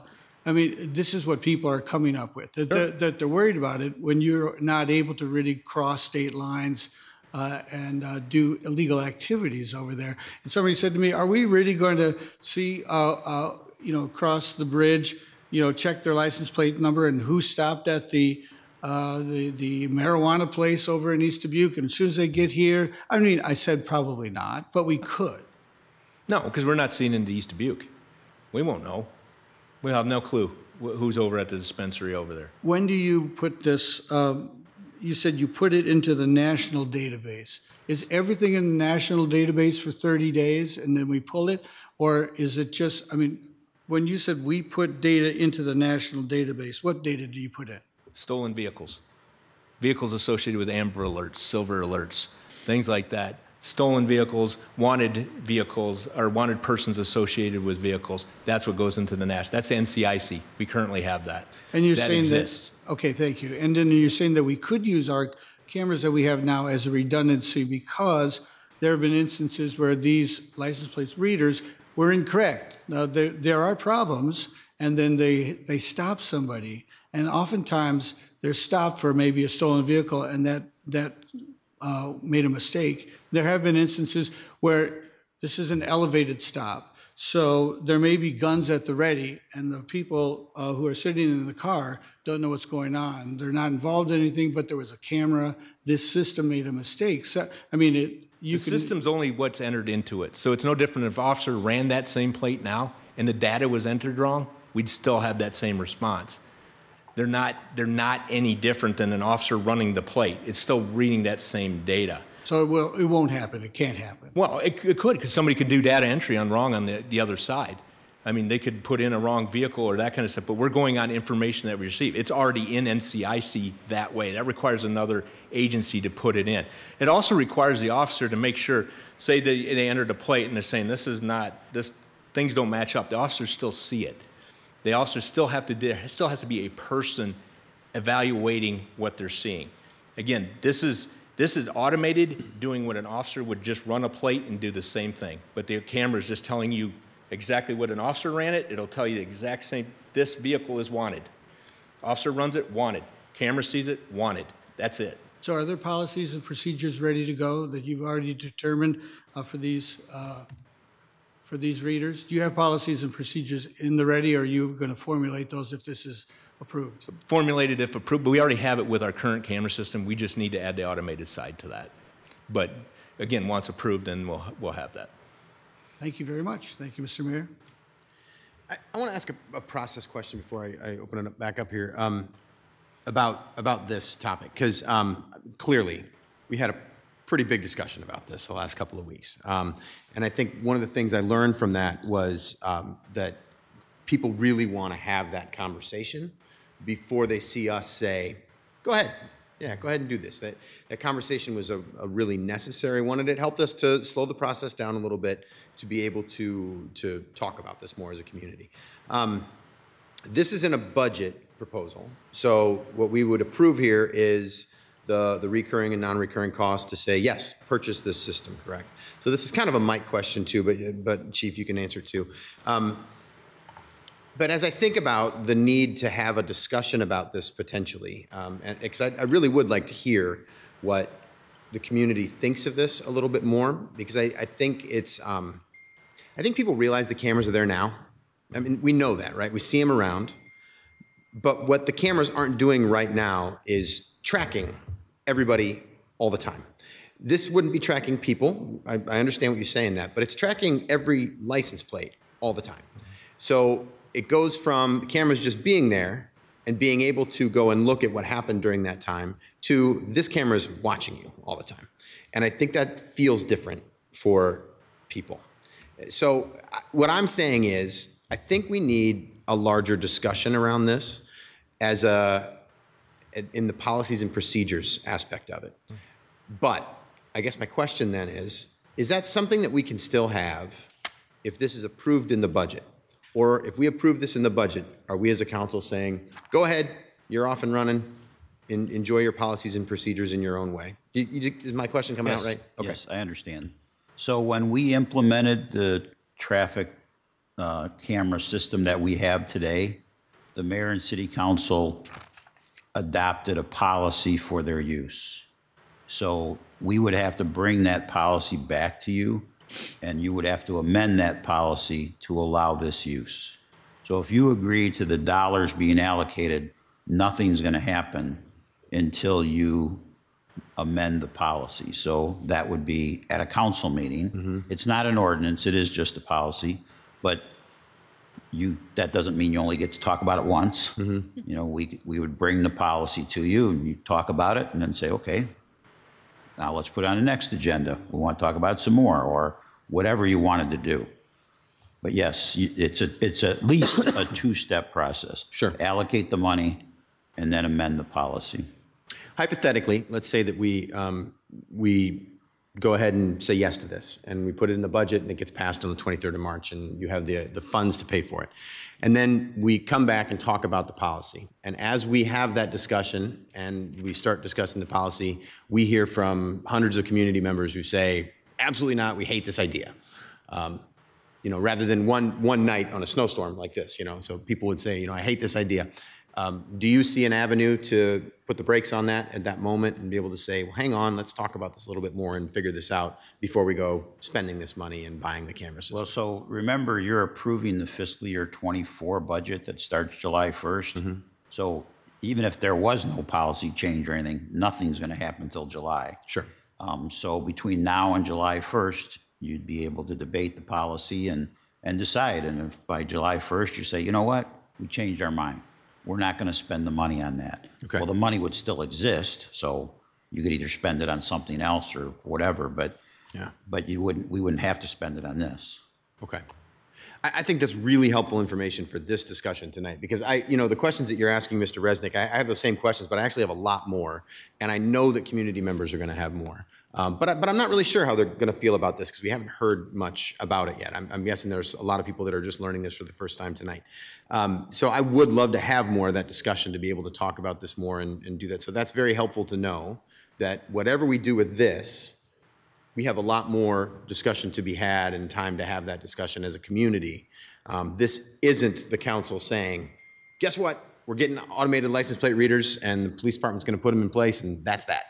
So I think it's really important that we make that really clear so we can have that discussion more fully. Mr. Resnick, I'll go back to you quick, and then we'll come to you. Quick question, and I guess it's a new understanding for me, that once we approve the budget, in fact, I think you may remember our conversation. I said, we're really going to talk about this major issue at a budget session. And he says, and I think you said that there's no stronger statement of policy than your budget. I get it. I understand that that's true.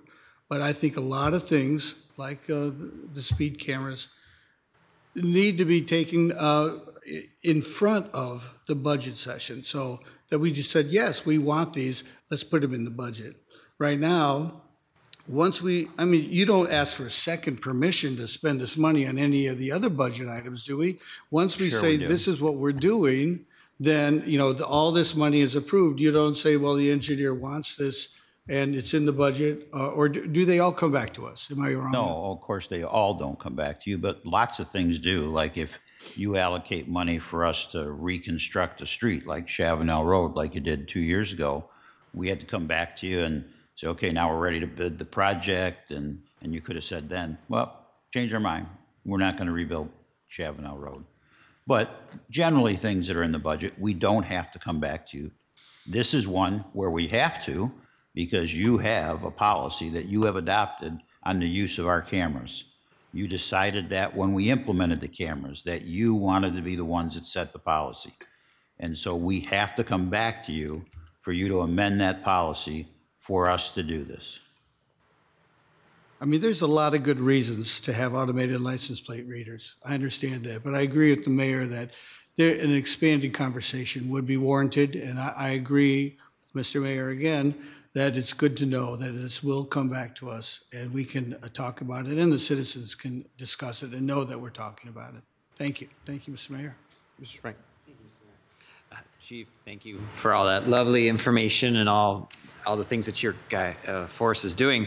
Highway 20, what is it known for? Isn't it known as the secondary drug running highway through the state of Iowa? I don't know if it's known as that, but it is it's a corridor. It's a corridor. Yeah. Is it also for sex trafficking, which we have many groups in this community that are advocates for? I think even to answer that, any major highway system that criminals are mobile. Yeah. They go across everywhere. Any major highway system will have criminal element traveling up and down it.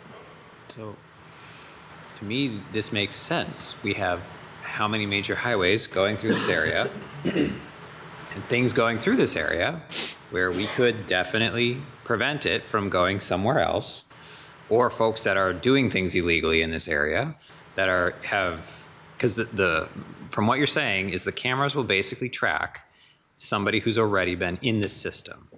So somebody from the suburbs of Chicago, Madison, Milwaukee would ding and, oh, okay, you now have just cause to pull them over and arrest those people. If they're the person affiliated with the vehicle. Yeah, if they entered into NCIC, that's what it'll be picked up as that. Again, NCIC has a lot of rules and regulations, and Mark Murphy could talk more about what that requires, but that requires rules for them to enter things into that. So there has to be a warrant for these people. So no, it rendered as a wanted, a warrant, or it'd have to be entered as a stolen vehicle. Yeah. or entered as this associated with a warrant, like I talked about with that homicide suspect, the vehicle associated with him. It would have to be that. It's not just random. Okay. So yeah, so again, but it does give the ability also for us, because when we're looking for a vehicle, we can't find it. It goes into hiding, goes into a garage, locks in the garage. 4 days later, it comes out. We're not looking at the cameras 24/7. It hits one of these. They get an alert. This vehicle we're looking for, it came out. Would theoretically then, in that situation that you just mentioned, so would that like ping every squad car that's running, or would it just go to one person and then that person sends it out, or how would we it can work set it up to hit on all our MCTs, so every car computer, and cell phones, our department cell phones. Again, they're not private cell phones, but department cell phones. Our investigators don't have MCTs, they have cell phones. So that's how that would hit on that. Again, it's not necessarily actionable. We want this vehicle is associated with this, want to know where it's at. It gives us an idea. It's still here, not here. We can, again, use our other resources to track that down. A couple bigger pictures, and they all kind of tie together. How many current cameras do we have again in the city? I believe it's 1,400, roughly. Okay. And then there was a time where I remember where you guys also wanted to partner with folks who have private camera systems. We still have that. And how many did that add up to? I think I don't know the exact number right now. I think we're pushing like a couple hundred. Okay, so a couple hundred private citizens will give you their camera footage. Okay. Or let us know they have cameras. Or let you know they have cameras. Yep. Oh, that's nice. So folks are giving you cameras on their own personal things. Okay, so with that being said, in cases, how often are you able to use people's cell phones that pretty much everybody has on their person? Like a lot, right? Right. Their ability to ping cell phones, because the cell phones are constantly tracking. So we're talking about potentially 22 more cameras that you're already used to, what do we say, 1,400 and another 200. So, yeah, so 1,600-ish cameras are already watching us all the time. What's 22 doesn't really disturb me, so I appreciate the information. Thank you. Mr. Mayor. Mr. Jones. Well, unlike remote enforcement cameras, these aren't fishing for violations. These are looking for known violators, known criminals, known persons of interest connected to a crime, people that have already, an investigative process has begun, an officer has entered into the National Crime Information Computer System, vehicle want, an attempt to locate. That means that every law enforcement agency is going to know about it and be looking for it. What this changes is the ability to quickly find it, to look for it better. One of the challenges when I was emergency medical services supervisor at the fire department is that new technology comes on the horizon all the time.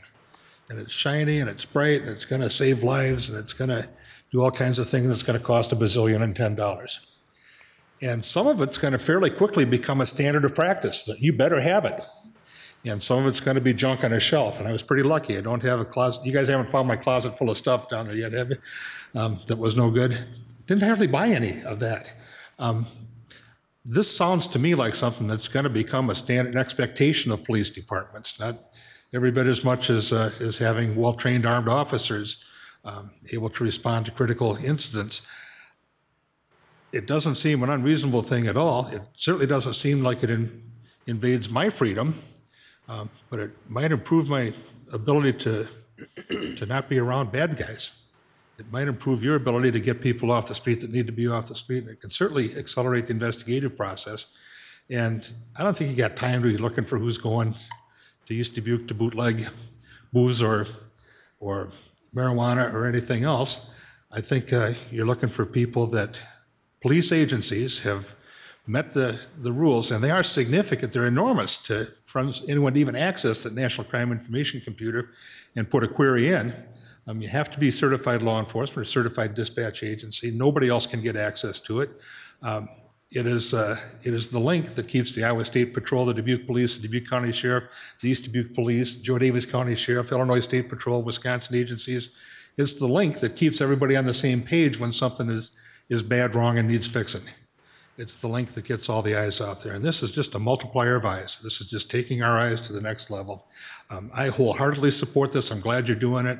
And the sooner you get us a proposal to put the plate readers in the cars as well, the happier I'll be. Just a quick question. When were the other 1,400 cameras installed? What's that? What was the time frame of the 1,400? And those are at intersections, am I correct? Not all of them. Just curious. What was the time frame? 10 plus years, probably, I'm guessing. You know, first of all, we had to build mostly a fiber optic network, even though it's not every camera connected by fiber, but I think now most of them are. Okay. And the other thing you have to remember is a big percentage of those cameras are in our parking ramps. And it's been like that forever, just as just a general security thing. But then we started installing them. So kind of the transition was to control traffic lights, you had things in the pavement. So when a car drove over it in the pavement, then it did things with the traffic light, turned it green or whatever it needed to do. Well, those fail all the time. They're expensive to put in. They damage the pavement. So then we started looking at microwave. And so we did microwave at intersections, and that was effective. And then we started looking at cameras, and that was effective. And, while Dave Ness probably could give the iteration of how it all came about better than I can tell you part of the story, which is all of this camera connections and TV screens are on the 3rd floor of City Hall in the engineering department.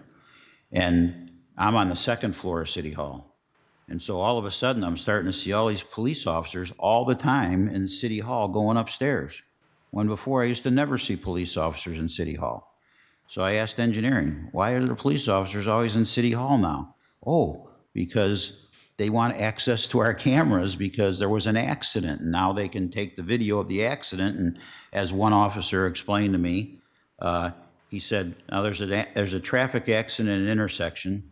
There's 2 cars and there's a person standing on the corner that sees the whole thing. I show up and I interview all 3 of them. All 3 of them give me a different story. None of them are lying. It's their perception of what happened.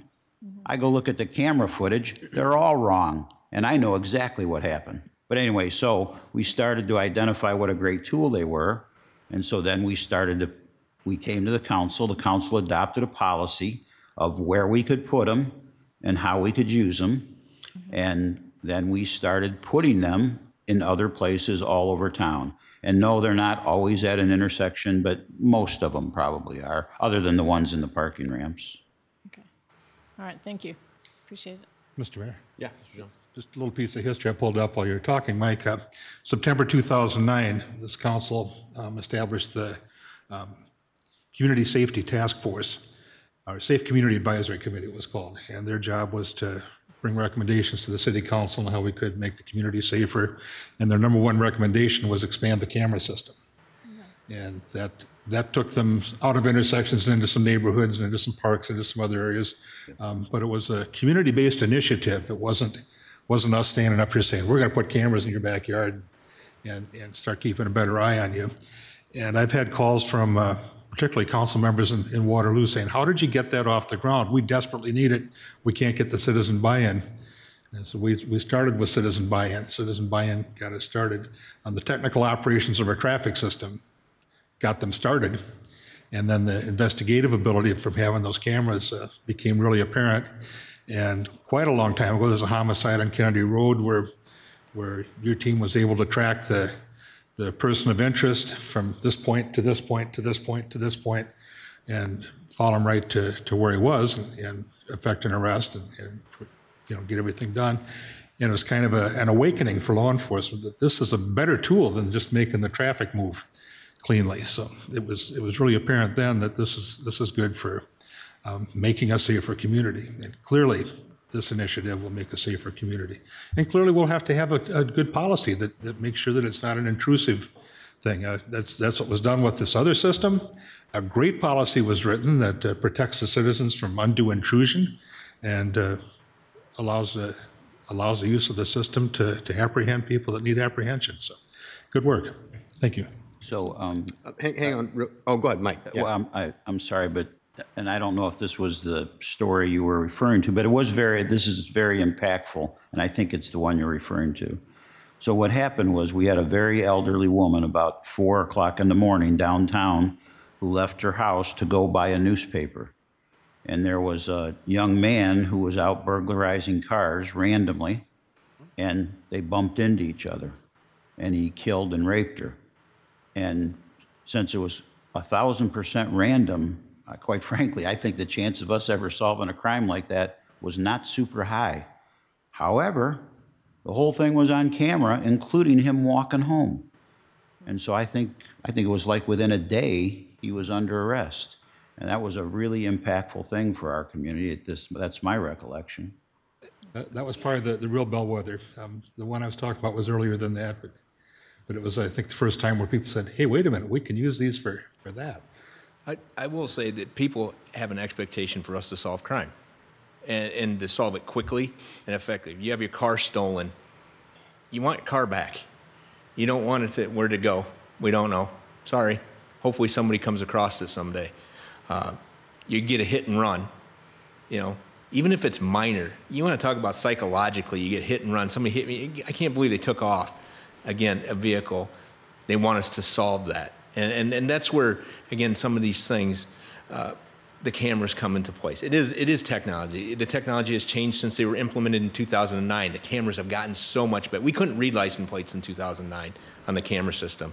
Now we can't on the current camera system. We can tell you, we can read a license plate, affected Dunkin' Donuts. We got a license plate. We knew that. We were able to track down and actually report that vehicle stolen for the Lancaster Police Department because they didn't know it was gone. But we did. And this is the things that we do. And then, again, the automated side of that is literally the ability for us to free up officers and do that. And that's what we're looking at with that, is to be able to free up officers to do what they would manually be doing. Before I let you go, Mr. Spank, I want to see if Ms. Russell or Ms. Wethel have anything to say because I don't want to double up too much. Go ahead, Ms. Wethel. I have workforce questions, but I'm going to save those because we're on this topic. It's my belief that the perception of an unsafe community is a game changer. And so no matter what we would do as a council, no matter what we do to reverse that perception, and I'm not saying if it's factual, I'm just saying a perception, I think it really puts us as a community, no matter what our other initiatives and goals are, that could be over. And I mean it. I really, truly do. And so to me, this is a bit different than what we approached with speed cameras, simply because it is not punitive unless you're doing something wrong. The one thing that it relates to me is that when I prescribe a controlled substance, it's my responsibility to run you through the state database, and I do it for the tri-states because I want to make sure I'm taking care of people safely. I don't know if they know or realize that I do that, but that's how I keep people safe. And so when we have to make these decisions, I appreciate that people are worried about their privacy. I understand that. But if that was my family member who was murdered, you bet I want them off the street today. And your crime clearance rate is astounding. And if I can give you tools to do your job, my goodness, isn't that my job? And so I appreciate we can have these discussions about what we need to do with policy to get it right, and we do need to get it right. I think what we've talked about tonight is important. But that's where I stand. Yourself? Well, I would just add that if we have a little time before they would actually be implemented in the 24 budget, I think we should take that opportunity to make sure that our citizens are well educated about all the information that you've shared tonight, so that when they do formulate their own opinion, that it's an educated one. And I think that will be an important part of this initiative. I think that's very well said. I would ask that we close out the conversation about cameras at this moment. I'm just going to say a few things and ask that we close it out because we could sit here till 10 o'clock at night, lobbing great arguments back and forth, and that's the point. The point is we need to have a full discussion about this as a community, and that I don't know about anybody else, but that message was incredibly clear to me with the speed camera discussion. And I think your point, Ms. Russell, is a really good one. You know, we need to make sure that as we make these decisions there, or as we talk about this, we do so with, as a community, with good information. That's accurate information about what we're doing. I also think it's really important as we have this discussion that we recognize that there are very legitimate arguments about how we implement technology like this. Technology is going way faster than we are able to keep up emotionally and socially. And we recognize that on multiple levels. I mean, and we've got governments trying to figure out how to regulate that all over the place. That's why the state of Iowa is looking at trying to stop us from being able to use speed cameras, because that's easier than having a full discussion about the benefits and drawbacks of speed cameras. So what I hope is that as we have that discussion, none of us take this personally. And especially including you, Chief, and your entire force. This is not about you and what you may be doing right or wrong as a force. What it is about, though, is there is a really legitimate discussion, I think, in the United States about how to do this, how to use new technology responsibly, and how to do it while balancing the civil rights of people who are innocent versus the need to solve crimes and the things that are going wrong. So I think that what I'd hope we do is that, because I think this was a really good start to this discussion. We do have a couple of weeks here, so I would ask anybody who's listening from the public or anybody, media, to be able to talk about this more. I would love to be able to hear from people on this particular proposal before we pass this budget on the 23rd of March, because that's the plan as of right now, is to pass it that night. And but then beyond that, as you said, Mike, be able to continue this discussion about how this is going to be implemented, because it's very new. I hope that doesn't escape us. I think that's the thing that catches people off guard a little bit. When things are very new, even though we have cameras now, this is a different way of using them. We need to have a full discussion and a very transparent one as a community to make sure that we're doing what we all want. Because, like I said, I think there were some really good arguments in all directions for this one. So with that said, if we could, let's move on from this topic. And then is there anything else in the budget? Ms. Wethel, you mentioned there was something else you wanted to discuss for, yeah, go ahead. A few questions. So what do we do as part of an exit interview experience when officers leave? We do exit interviews with everybody that leaves. And who does those? So our professional standards does that. So we have a professional standards division, and our captain. We have a single person. It's not a whole division. He does the exit interviews with people as to why they're leaving or what their reasons are and that kind of thing. Do you find that valuable when you review it? Yes. Yes. I mean, we look at. I mean, we get people that leave for family. We get people that leave for more pay. We get people that leave because they can go back home. We have people that leave to get out of the field, and so we do look at that well, we look at all of it. We look at every interview that goes out. Mr. Mayor, if I could further answer that question. Thank you. So we have a budget to hire a private firm, to do exit interviews, because we think that methodology will be more effective where it's not an internal person doing the interview. And so I think Shelley's getting really close to implementing that. Either she has already selected the firm or she's going through the process to select the firm. So there is a budget to do that. So, and that'll be citywide, not just the police department. Super. As far as, has there been processes serving active officers who are currently employed on what they need for retention? And so, for instance, just like an organization would send out a child care survey about what your family needs for child care needs at this moment in your life. Has there ever been anything like that for your officers? Yeah, we do that. We've surveyed our officers in different divisions. Different divisions have different needs on that too. We've asked our commanders to do that and to do it on the even scaled down even more. So we have squads in our patrol to do that. What do people need? What do you want to be retained? What do you need to, what are the different things that would keep you here? Is there ever, or has there ever been an anonymous survey? We did an anonymous one. Yes, we did, yeah. Okay. I just think that would be something for us to consider. Retention obviously is a real issue that we need to, as a council, help with. So, and then what is the time from listing to testing to giving someone a paycheck? So we have to, we have to pick a test date to do that. We have to have a list. The list has to expire, or expire one of two ways. We exhaust it, we hire everybody off of it, or the date expires. It has a termination date. Like I said, we've been doing 6-month list. To post it, so we post it, again, we have to have people apply to take the test. Civil service has to approve that test date. They have to approve the location. We do have to locate, obviously we need a track that we can run 1.5 miles around without doing 4,000 laps, you know, to do that. So we've been using the ice rink. It's been a nice place for us lately to do that. So we have that established. So we have to get that date, get that locked in because they're multi-use places. That takes, by the time we post and by the time, so again, civil service is now meeting monthly, which never did before. They're doing that now.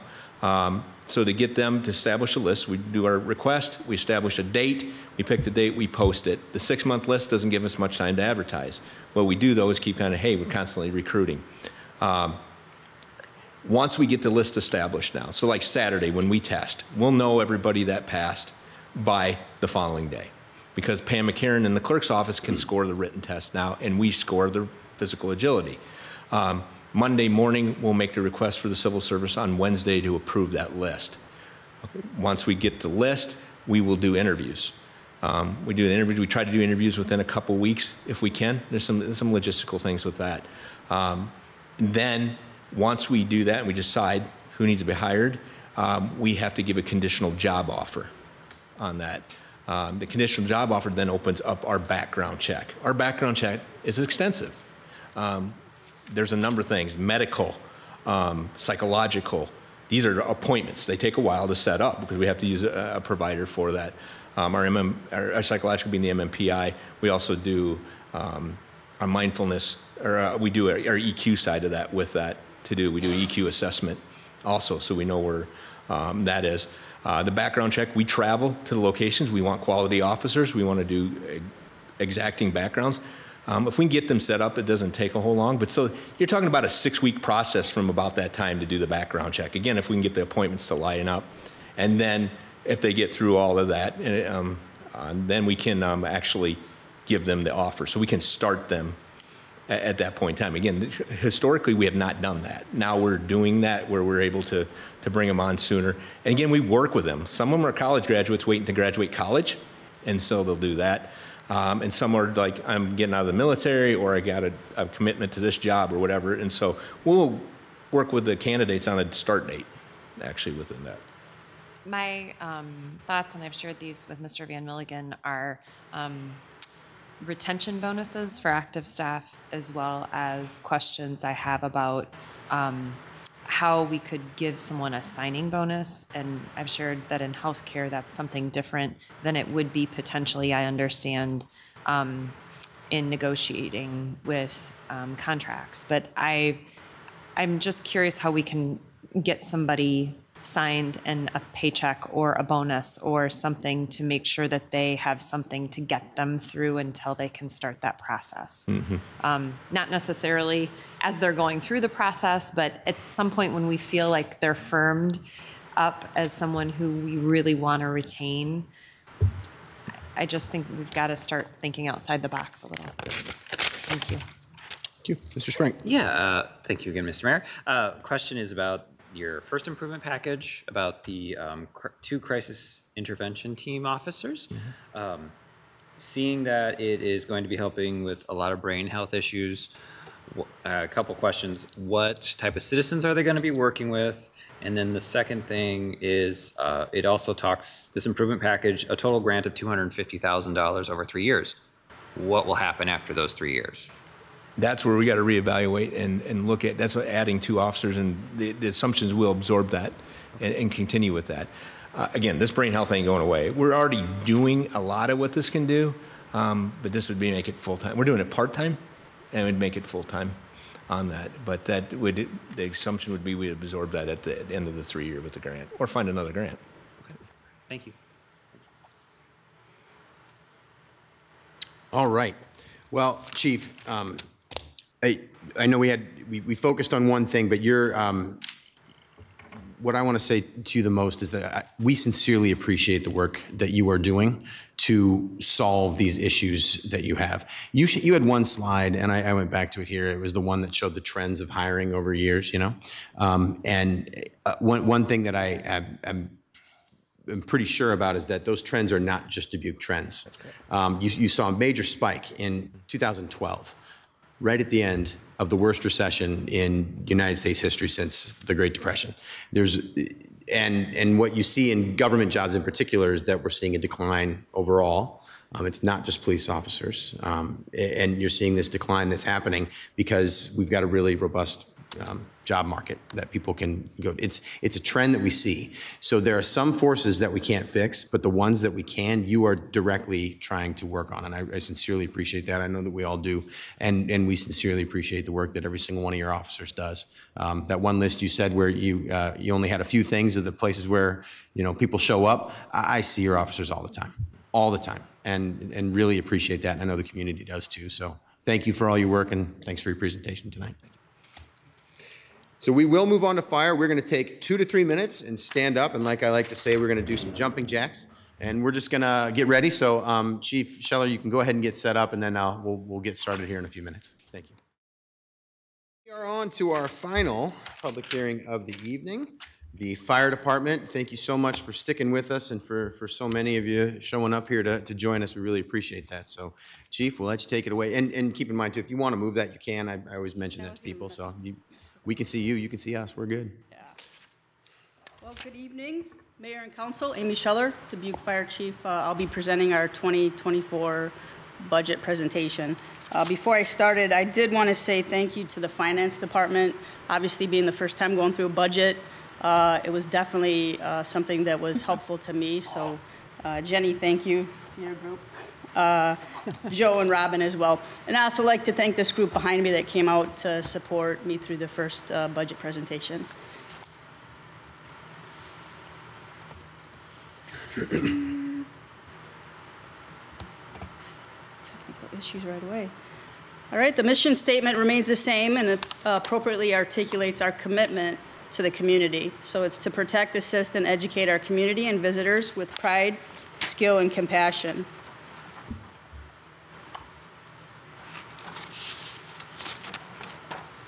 Dubuque Fire is in line with creating an equitable community of choice. So we continue to review our hiring practice. We look for ways to promote our profession across the board. And our profession is rooted in community service. We've worked with a couple departments to establish an after the fire booklet that we haven't completed it yet, but we'd like to provide it to residents after they suffer a fire. Gives them some advice on what to do in the first hours, first days, and first weeks. We're also going to work on a language interpretation service to help with some of our paramedics if we face anyone that speaks a different language. And our fire stations are located all through the city. When you call us, we're coming. Doesn't matter where you live, doesn't matter who you know or your socioeconomic status, we're going to help. So first we have to tip a hat to some of the individuals that retired over the last year. Obviously we said goodbye to the chief who was with us as chief since 2014. So he had an opportunity to do quite a few of these presentations. FEO Gary Kramer, 32 years, and Lieutenant Ted George, 27 years. So this represents approximately 100 years that left us last year.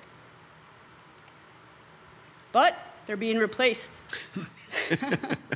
This is the 10 plus 1 new candidates that we hired in January of 23. City manager got to spend some time with them yesterday as they did some extrication. We had a little bit of a creative way of hiring this year. We had a civil service list. We were coming to the bottom of it. So we got pretty aggressive and offered job opportunities, and we were able to exhaust that list a little bit before it was supposed to expire. And then we went right into creating a new list. So one of the firefighters we hired on in 2022, we put him on as an EMT or as a paramedic, and he rode the EMS side. And then when we hired these 10, we put them all together, and they're working through the academy. Fire Academy takes about 8 weeks to complete. And the training division runs that Fire Academy. Once they're completed with the 8 weeks, then they're assigned to our operations or the shift work, and then they still have to complete some validations before they can be considered FTE or full-time employee. Some of these firefighters will accomplish this in 2 to 3 months. Some might take up to 4 months to accomplish this. We also hired EMTs. This was the first time that we hired EMTs. We're not downgrading our service at all. We still provide the paramedic level. But it gave us an opportunity to try to get more candidates to apply for the Dubuque Fire Department. It's a change, it's something new for our members, and so it's something that we have to work through over the next couple years. We have 4 EMTs, 2 of them are in paramedic school, and two of them are gonna apply for paramedic school. The expectation is that they complete their paramedic certification within 2 years. Previous to me being hired, we brought on 7 individuals in April of 2022. Although they were hired under the 2022 fiscal budget year, they began after the budget hearings. So these individuals will be coming off probation in about a month. The department has 24 new hires. We've hired 24 new people in the past 2 years. So the training division has been very busy. Assistant Chief Napper manages the training of our new hires, our operational personnel, and coordinates the new hire testing. The department also has 10 members eligible for retirement, so we're entering a cycle of younger members, just like the police department. This organizational chart represents how the department is divided up functionally. We have operational personnel, and they're the frontline responders, and they work 24-hour shifts. We currently have 93 assigned to the operations division. An improvement package request will add a firefighter or paramedic to one of our shifts. So each of those assistant chiefs at the top under operations manages a shift, and there's 3 of those. Administrative personnel work 40 hours, and the work that we do in administration supports the operations division. We have 6 assigned to the administrative division. 1 represents a civilian employee at that administrative assistant position, and we have 1 improvement package that'll add an administrative assistant. Some of the fiscal year highlights for 2023, one of the big ones for me at least, and I think for the department, was adding our 3rd ambulance. This moved the department from a 22 minimum daily staffing to a 24 minimum daily staffing as we pulled that 3rd resource up, and we're very thankful for that. We're going to review the mission lifeline data in the EMS section, but that Gold Plus award is something that the department has attained for several years now. The department took delivery of a new hazardous materials command vehicle. I think everyone here saw that as a fantastic resource, and we're very thankful to have that. Every member of the Dubuque Fire Department is trained to the hazardous material operations level, and the department conducts regular training with outside partners, including that CARE group that was mentioned earlier. We also did some training with the 71st Civil Support Group, and the department continues to evaluate threats of every kind. We want to provide training and equipment needed to respond to these incidents, and this resource improves that capability, both in technology and in workspace. Department Wellness Fitness Initiative was supported last year with an improvement package request. This program will be implemented, we're thinking, hopefully by the end of June, and it'll have a direct positive impact on firefighter health and wellness. This initiative will be in coordination with the department's peer support program for both mental and physical well-being of our responders, and it's our operations division, our training division, and our labor group that is working together on this. A big highlight for us also that's not on the slide was the cardiac arrest save of one of our own in 2023. And then last month we acknowledged the 1-year anniversary of a line of duty loss of one of our members who was a beloved member of our department. So what are we looking for in 2024? The station location study, that's going to be big. The vendor has provided a final report reviewing and running the software now to validate and confirm some of the results. We're working with planning and GIS in the next few weeks to finalize data to present to the city manager. And we continue to provide some feedback to the vendor. In fact, I was just at a conference when the vendor was there, and they were asking for some of our feedback from Dubuque. Also be reviewing and aligning the core department documents to provide strategic direction and focus. Each of these documents represent efforts in our profession's best practice. So you've heard about our accreditation process and the police department's accreditation process. They've been doing it a little bit longer. We just got accredited for the first time while Chief Steinis was here. In 5 years, we'll be asked to go in front of that board again and get reaccredited. It identified 21 recommendations, and it requires the department to continue to work on these recommendations each year to submit a report, which gives a little rundown of how many we've achieved and the status of where we are. The strategic plan, this is a real critical document. It was completed in 2019. It's typically a community-driven strategic plan, so we get input from the community, input from our firefighters, and input from the departments in the city. We'll be looking to update this plan by 2024, so give us some direction there as well. Community risk assessment and standard of cover. This is a foundational document of accreditation. It identifies hazards and risks in the community, and it also establishes response priorities. So those are some of the things. The other thing a couple other things that we're going to be working on is data visualization. I'm not as good as Josh is, Assistant Chief Napper, on data, but I do enjoy data. We want to visualize it, show where we're going, what kind of calls we're going to, and also align it with some of our community risk reduction efforts. Response times and nature codes is something that we'll be looking at, and then vehicle purchasing strategies. With the station location study, this software has the ability to actually add stations. So as you're looking at that graph, we can pull one of the stations off of that map, and it'll actually give us performance data. We can take vehicles out of stations. We can move them to stations. We can add personnel. We can take away personnel. It's pretty robust in what it can do, and it's providing us with a lot of good data. We were focused on several scenarios, and we're refining it to a couple. One of the scenarios is going to be the current performance with all the stations as they are. It'll be the current station locations and relocating one. Current station locations, adding a station. Current station locations, relocating one and adding one. And we're going to be excited to present this data soon. So our net operating property tax support is at $10,616,000, and this represents an average homeowner property tax cost of $153.60. So Dubuque Fire is a professional all hazards response department, and we're made up of highly trained and qualified individuals. We strive to meet both professional standards and industry best practice standards, and we continue to evolve and grow and match the variety of incident responses.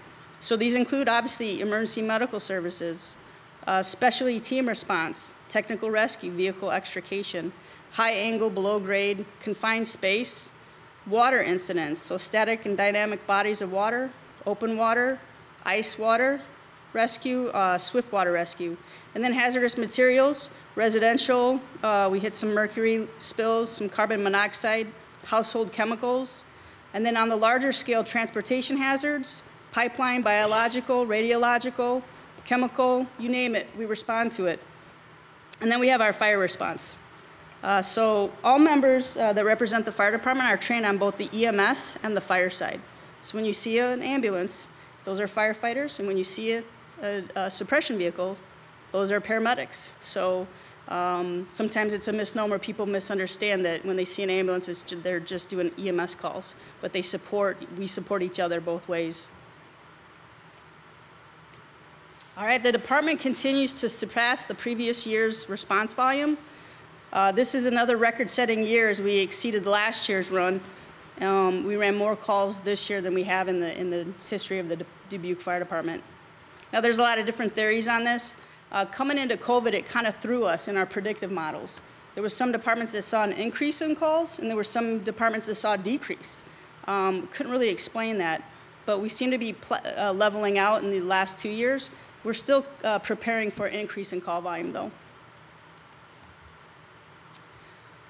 This graph represents the type of calls Dubuque Fire Department responded to in 2022. Emergency medical services continue to be the largest call demand at 80%.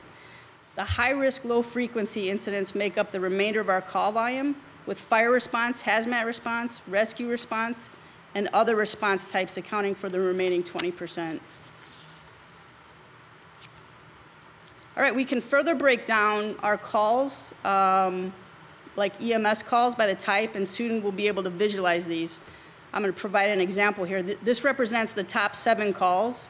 And if we look at calls by age category, we'll see that 82% of our falls represents the age category of 60 to 105 years of age. So if we can begin to plot those out, and that's kind of known, but if we can plot them out, we can push some of our community risk reduction efforts in those areas, like senior inspections in the home or advising elders on how to take care of their house and remove carpets or handholds.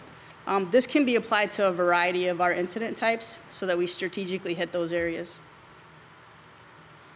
On the fire side, we can do the same analysis. We see the number of fire incidents that the department responds to. Electrical fires and cooking fires represent one of the highest fire response types and also represent a good area to focus our training, our response policy, and our community risk reduction efforts.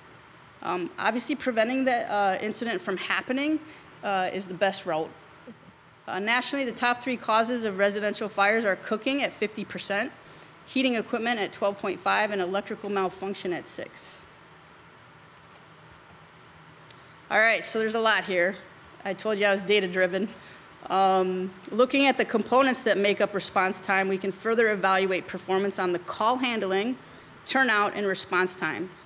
Mayor and I talked a little bit about this in our video, but it's important to break these elements down. Call handling is a little different for us. It's the time that the dispatcher takes the call to the time that they can notify us that there's an incident. That call handling time, we look for performance to be about 60 seconds, 90% of the time. 90% represents 9 out of 10 times, so we're looking for perfection there.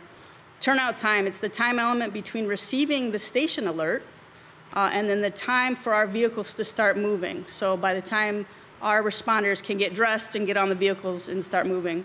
We look for an 80-second or a 1-minute, 20-second performance from our fire incidents and a 60-second performance from our EMS incidents. And then travel time represents the time the vehicles go en route or they start rolling to the time that they arrive on the scene. We look for a standard of 4 minutes on most calls, but on low-risk EMS incidents, we do allow them to have 8 minutes travel time. The graph on the right just represents our station call volume. So we're starting to watch that and see where it trends. Now this is just the individual incidents that hit those districts, those individual districts. It doesn't represent our vehicle call volume because some calls have multiple vehicles that respond on them.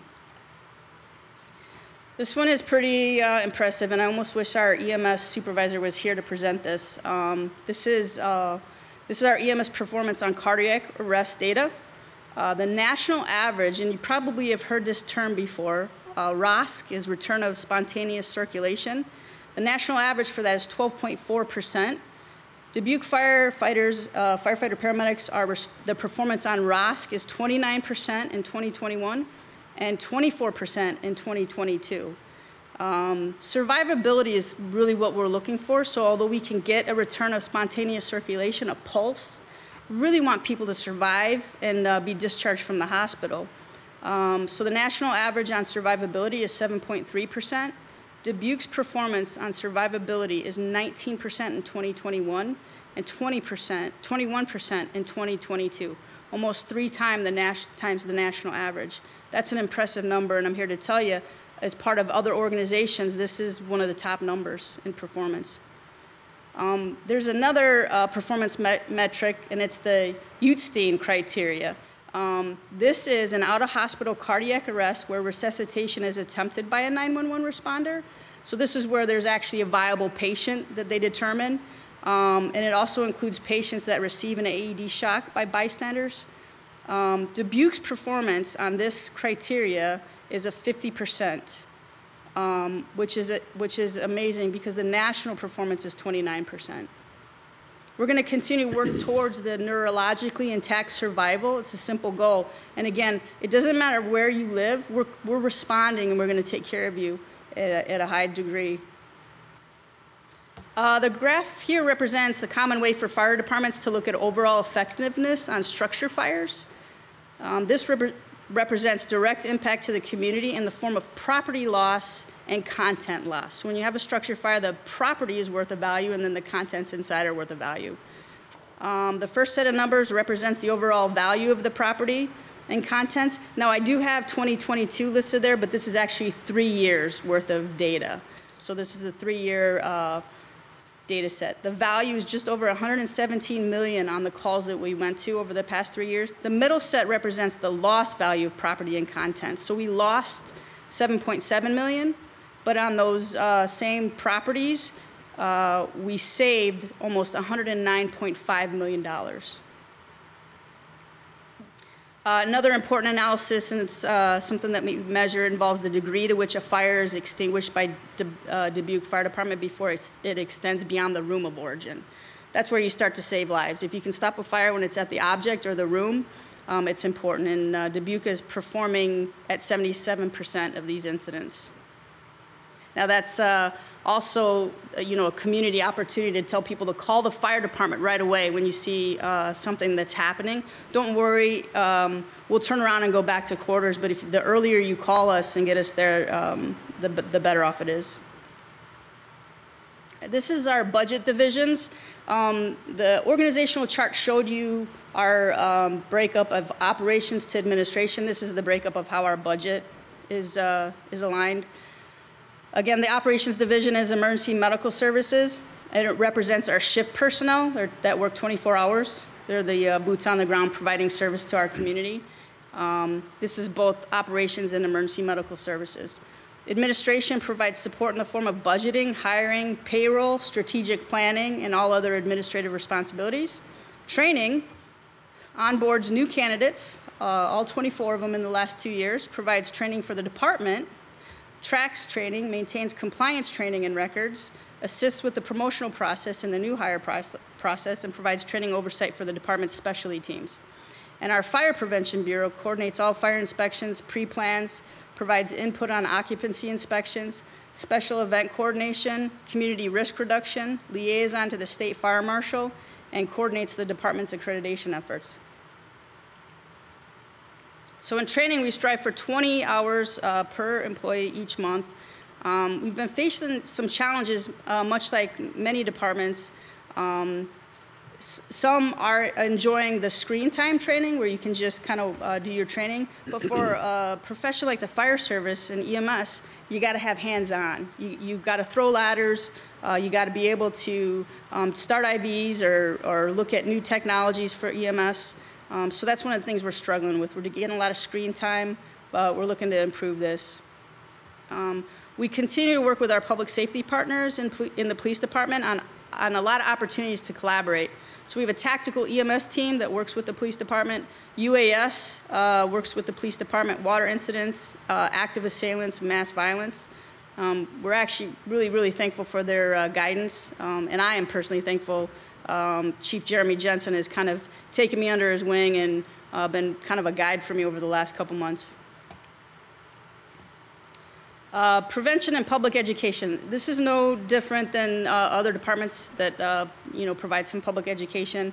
We took a little bit of a hit during COVID and after COVID, and we're still seeing a reluctance in people wanting us to come in and provide some training. But we do see some numbers that are improving. The 2022 number represents initiatives that we did in October, so just last October, and we're going to continue to get into these schools and some of the other public education opportunities. Prevention in our fire inspection program. So these two graphs, again, a lot of data here. Graph represents the company level fire inspections, or the times our companies, our engine companies and our ladder companies and crews can get in and do inspections in the community. And the one on the right is the fire marshal's office and the inspections that they complete. One big initiative of the fire marshal's office is in identifying some of the inspectable properties. So there's some out there that we're not even aware of. So he's been going out and kind of doing an audit himself, and the assistant fire marshal has already identified a couple hundred properties that we don't have listed. So currently there's 2,700 known inspectable properties. We've already added a couple hundred just by those initiatives. So a couple of the improvement packages that we're requesting, the administrative assistant request aligns with the workload resiliency and future initiatives in policy management and development, revenue coordination and tracking. Currently that's being completed by our EMS supervisor, grant management and accreditation administrative support. This request also addresses the recommendation from our accreditation process. They asked us to look at our administrative capacity and see if we needed to beef that up. The firefighter-paramedic position represents the continuation of firefighter-paramedic requests to align with the station location study, opportunities for aligning staffing moving forward. Again, the firefighter will be added to one of the 3 shifts. Just a breakdown of our full-time employee trend over the years. Again, the improvement package would add 1 person to the administrative side and 1 firefighter to one of our 3 shifts on the operations side. Capital improvement projects, there's 2023 CIPs that are a continuation. The HVAC replacement of fire headquarters, fire station exhaust system, implementing mechanical and electrical recommendations. This is in like lighting and upgrading to LED systems in our stations. Tuck pointing, ceiling, and exterior maintenance at all the stations. Building maintenance at Fire Station 3. Station 5 bathroom remodel. We have those funds in the CIP this year. We're not sure if we're going to be able to execute that. We're facing some really difficult challenges with vendors coming in and being able to do that construction. And then Station 6 off-street parking. Some of the newer 2024 CIP requests include Fire Administration Office update. So the first year will be the engineering and the review and the design potentially, and then year 2 would be moving forward with the project. Bunk room remodel. So it was one of the first things I saw as I walked through the stations. We're in general population, which means there's beds everywhere. The fire service, again, being a professional organization, we want to move forward. Firefighters nowadays have individual cubicles and individual space that they can bunk in. So that's what this project is going to align with all the stations, a couple stations a year, but the first year is in engineering. And then the final is storage sheds at the fire stations. Noticed that there was a lot of storage of liquids on the apparatus floors, snow blowers, mowers, some yard equipment, so we can get those out of the apparatus floor into some storage sheds. Capital improvement projects for vehicles. This is an area that is really in dire need, and I'm not sure if we're quite aware of how long it takes to build a fire engine or an ambulance these days, but it's upwards in 2 to 3 years. I used to be able to spec, have an engine or an ambulance built and take delivery within a budget period. So you could budget for it and take delivery. That's not the case anymore. And then it's compounded by the tremendous increase in the price of vehicles. Last year alone, there was over a 21% increase from these vendors. They'll hit you with 7% at the beginning of the year and 7% at the end of the year, and then throw in a couple more increases in the middle. The vehicles that we have up are engine 507. It currently has 120,000 miles. It's a 1998 Freightliner. Received a score of 52 points. 508 is an engine. It has 107,000 miles. It's a 2004 Simon Durastar, and it received total points 45. 511 is a ladder truck. It has 64,000 miles, and it received total score of 45. And then 533 is an ambulance. It has 93,000 miles, and it received a total point score of 33. We also did put in a fireboat for replacement. That's a 2000 Clark. It received 34 points, and it's going to be dependent upon a successful grant. We're going to put in for a port security grant. and hopefully we'll get that. The timeline for the vehicles continue to grow, so we're going to have to be pretty aggressive in how we purchase these. All right, some big drivers of the operating budget. Overtime is one of them. One of the things that I want to do moving forward is kind of divide the minimum staffing overtime out from the overtime to cover training, to cover special events, overtime for callback. I think this new Tyler software that we're kind of ramping up in the next couple months is going to really help. It's a system that I came from, and it's easy to divide some of these things out and speak to the impact. So I'm pretty excited. I hope everyone else is too. I'm not so sure. It was a little Jenny's bit of work. shaking her head, so we know there's excitement, yeah. And as a point here, as the department approaches 10,000 calls, it's going to be critical to keep response vehicles in their designated response areas. So that drives a little bit of overtime as well. We used to be able to pull multiple vehicles into main headquarters and hit, 10 firefighters in training. We can't do that. We're going to be hitting double calls in different areas, and really we need to keep those vehicles in those response districts. Another driver was the uniform purchase. It represents the initiative to get all firefighters in NFPA compliant gear. It also represents a move to get some firefighters out of some PFAS gear. We've heard about PFAS. They have that in some of the older firefighter gear. Gear must be retired no more than 10 years from when it's manufactured. 91% of our firefighters have good compliant set of primary gear. 15% have a second set of compliant gear. Another 48% have a second set of gear, but it's not compliant. So this is an initiative to get all the firefighters in compliant gear. And then, like I said, we're experiencing an increase in vehicle repairs and vehicle downtime. NFPA 1911 sets the standards for vehicle replacement. Apparatus that are built to applicable NFPA 1901 standards apparatus should respond to first line calls in the front line capacity for the first 15 years and then be switched into reserve capacity for the next 5 years. Now, they can be held in full-time status after 15 years as long as they're deemed to be in excellent condition and receive all the proper testing. Department has 2 engines that are 19 and 25 years old, and these are identified on the request. And the next 2 additional engines are right at 15 and 16 years old. So it means in the next 5 years, and if it takes us 3 years to build an engine, those are going to hit that 20-year mark. So we need to be aggressive on that. The ladder trucks are 28, 22, and 14 years old. All right, ambulance payer mix, and these are the last couple slides of the presentation. But each individual city has its own special payer mix, and it's just the community and how it's made up. City of Dubuque has a payer mix of 52% Medicare, 25% Medicaid, and 14% insurance. 9% of our payer mix is private pay, and then we have 1% of workers' comp.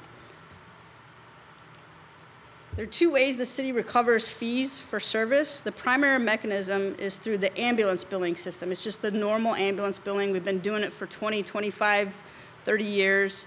You transport a patient, and then they receive a bill, and they pay the bill. We have a third-party ambulance billing company that helps us with that. We were predicting a 7.7% increase of EMS transports for fiscal year 2024. This is using actuals for 4 years and a prediction from 2023. So our billing predictions for 2024 are $1.9 million. On the GMT side, this is a federal program which provides balanced funding for all Medicaid ambulance transports. It's based off of a cost report which is calculated, and it calculates the actual cost of providing an EMS transport. This is only applied to the 25% of transports which make up our Medicaid payer mix for Dubuque. We're predicting an 11% increase on the Medicaid transports for a $2.3 million revenue prediction. This represents the adopted FY23 budget numbers and based on the first 4 years of actual transports. So when we had to prepare these budget numbers, we had to do some predictions, and it's actually the EMS division that did all these predictions. We know a little bit more now, though. We're into 6 months, and so this represents a revised prediction based off a 6-month actual transport counts rather than the 4. We were using 2023 predictions of 5,160 transports, and we're actually performing at 5,230. So we can, the EMS division continues to revise these as they're getting numbers in and continues to revise the predictions. All right, that is our budget report. All right, excellent. Well, we are in our final public hearing of the evening for the Fire Department Fiscal Year 24 budget. Do we have any public input this evening? I see none here. Any virtual? Okay. But received. All right, then we will go back to the table. Mr. Mayor. Mr. Jones. The ambulance billing and collections has gotten so much better. My first ambulance call, the expectation was if the patient was unconscious, checked his billfold, see if the $14 is in there and replace it with a receipt. Oh, yeah, it has changed. It used We've to, come a ways. Yes, yes. And I have to say that the department has taken these initiatives before my arrival here. So these were things that were already in play. Mr. Mayor, I apologize. There was one question posted in the chat. Sure, from the public, and I'll just read it. Yep. And I asked Amy if you could explain the points that you mentioned for the vehicle replacement. Yeah, so we submit our vehicles through our vehicle services for an evaluation. I believe they use maintenance, hours of downtime, and they come up with a point system that they compare and will either approve or deny our request at a vehicle replacement. Got it. Thank you, Corey. So it's not just me saying we need a new vehicle, it's people who work on the vehicles. Yeah, thank you. Mr. Resnick. Yes, I have a question about the ambulance fees that were mentioned. Do we set those fees, and how are the rates set then? Is there a Medicare standard that they'll pay so much for an ambulance, that type of thing? How are they set? Yeah, each one of the payer mixes pays a little differently, but as far as the GEMT, we do a third party that does a cost reporting. And they provide based off of information that we provide them from finance. So for example, the cost report in FY20 came in at $1,000, about $1,025. It went down in 21, $1,008, and then it skyrocketed in 22 to $1,764. So that's not something that we can predict, and it's very difficult for that EMS division to predict it. In FY23, it dropped from $1,700 to about $1,500, and then this year it stayed about the same. It increased about $20. So it's third party that does that cost. So this third party has the criteria, and they're used by a lot of departments. I mean, a lot of cities. Is that what you're saying? And it's kind of the go-to company that sets these rates? Yeah, for the GMT portion, yes. Okay. I mean, just curious. Were you curious about how it went from 1,000 to 1,700? Because of course our citizens are affected by it, and so I just wondered how it's set, or why the big discrepancy in fee rates. I know one of the strategies that we used this last time going into our cost report was they'll take personnel, equipment, depreciation of vehicles, and apply it on just the EMS side. This year, we asked them to apply it across the board because we have firefighter paramedics on our fire engines. We have EMS equipment on our fire engines, and you saw that we run 80% calls that are EMS. So there's slight changes in some of the cost reporting. That's just an example of one of them. As far as why it dropped, I'm not sure on the previous years, you know, when it went from, you know, the 1,000 to the 17 and then back, but they're continually evaluating and reviewing those cost reports. Great. Well, good information. Thank you. Thank you, Mr. Mayor. Mm-hmm. Ms. Farber. So you talked about the profession. Everybody in your organization is really rooted in community service, and I just wanted to give a shout out to you and your team for that. I think it just makes us all feel more safe. And I also want to give you a shout out for your learning curve and for all that you've done in such a short period for us here. And you've really acclimated very nicely to the Dubuque community. So thank you very much for that energy. I do have two questions. One is when you were talking about the future ordering and the time it takes to get a new vehicle, as we had talked the other week, is there anything in process for electric vehicles for any of these trucks? Yeah, that's a great topic, and actually a topic at the conference that I attended. Madison, Wisconsin has dipped their toe in the electric vehicle. Unfortunately, they're very, very expensive, very expensive. in the position that we are now, we need vehicles. So we'll continue to look at that and watch as the cost decreases. Something on the ambulance side that's intriguing is a hybrid vehicle that'll actually switch from fuel to battery. So we can continue to look at that and see if those might be an option. Our smaller fleet is the slam dunk. That's the fleet that we should start looking at, battery-powered vehicles. And is there potentially some federal infrastructure funds? Do you know? I do not know. We certainly can dive into that. Just an FYI, because that would be relevant as well. And the other question is that you had asked for an additional full-time position for a firefighter, and I noticed that one was a yes and one was a no, and then you had another position as well for community risk reduction specialist. Could you just speak a little bit about that, those two? Yeah, so the community risk reduction specialist, as I said before, our efforts really to reduce the event before it happens is kind of a priority. So this would be an individual that would educate the public on some of the initiatives. Currently that falls under the fire marshal's office. So while they're doing the inspections and doing some of the occupancy inspections and testing, they're also required to coordinate and schedule some of the crews to go out and do some community risk reduction. The same kind of thing with the falls, the graph on where we're seeing our falls or where we're seeing some of our fires, aligning initiatives there. That's what that was. Okay, and the second one is for a firefighter position, just to help with some of the vacancies? Yeah, that was part of the CIP request. So there's, over the next 3 years, there'll be a request for 2 firefighters each year. That was in aligning in the event we built another fire station. So we've already rolled with 6 of those firefighters, and was one of the reasons why we were being able to bring up our 3rd ambulance. The other 6 were to staff a vehicle. Okay, so as we go into strategic planning, these are important information for us to hold, because public safety is really just for me, the #1 priority for the city. Appreciate that. So thank you again. Thank you, Mr. Mayor. Ms. Rousseau? Thank you.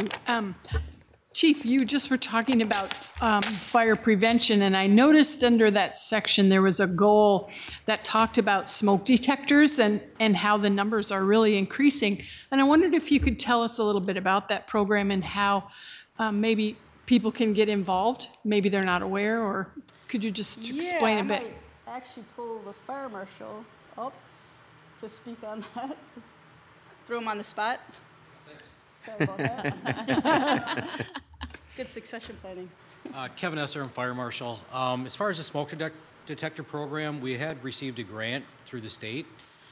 So if anyone in the community wants to take part in that, all they need to do is call down to fire headquarters. We'll get them put on the list and get them as soon as we can with the manpower that we have available. Great. I think that's good.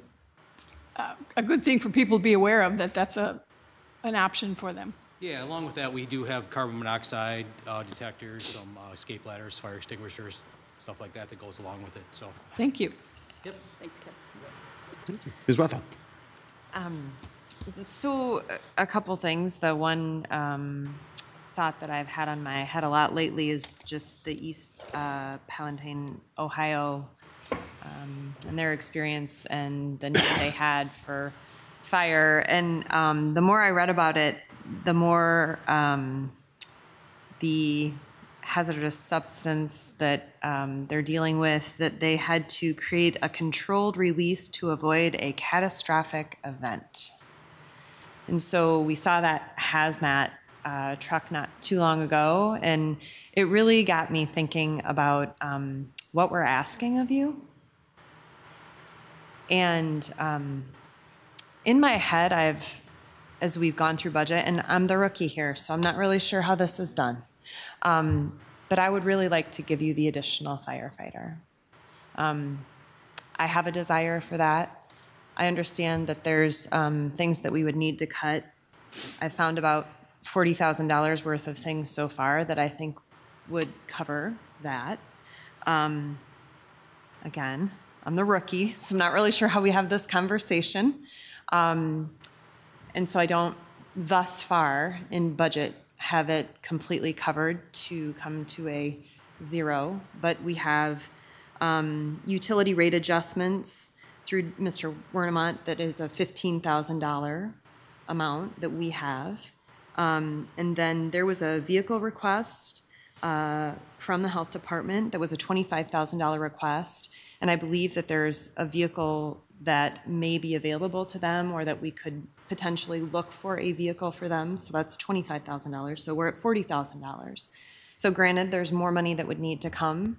I understand for my colleagues that really want to keep this budget neutral. But I know it's late, but I'd really like to have a conversation if anyone has a thirst for that. Well, let's open it up.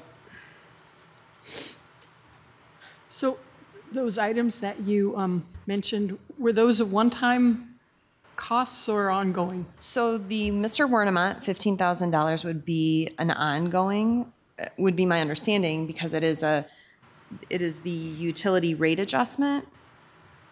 And if I remember right, it was a $25,000, $10,000 of it was already allotted, I believe.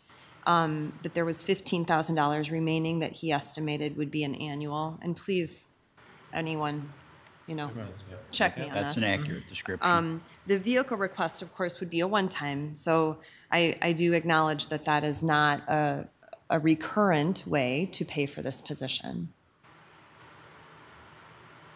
Mr. Mayor? Yeah. So I'd like just to ask Jenny a question. That we had put aside a certain amount of funds, I think it was $225,000 as a potential add-on to our budget for this, as we were talking about it at the beginning, to kind of set the parameters for us. And I'm just curious, if by chance we took out of that $225,000 and took $75,000 out as an example, could you tell us, just generally speaking, what percent that might be to add on to what the current recommendation is? I mean, it can't be much more than a little bit of a decimal point here in terms of the overall budget when you just add 75,000. I'm just curious as to what that might be. No, thank you. But I just think that would help us calibrate the percent itself that is of concern. And I do recall the 15,000 that you had talked about as well. So I'm going to jump in and just generalize a little bit while Jenny's looking up some numbers. I get it. It absolutely, we would love to. But I'd also go back to Mr. Murphy earlier and asking for 5 different positions, and we were able to provide 1. Right. We've had other position requests that we're not able to provide at this time based on the city manager's recommendation after looking through the whole budget. I guess my thought on this is that I don't think that the exercise of what you're doing is a bad idea at all. Try and figure out, is there somewhere else that we could pull from to be able to provide a position? But where that gets really complicated in my head is balancing out the position requests is in level of importance in different departments. And this is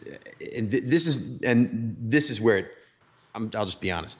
These are the moments that it sucks to be sitting here sometimes, because you have to say this stuff out loud to a whole room of firefighters, right?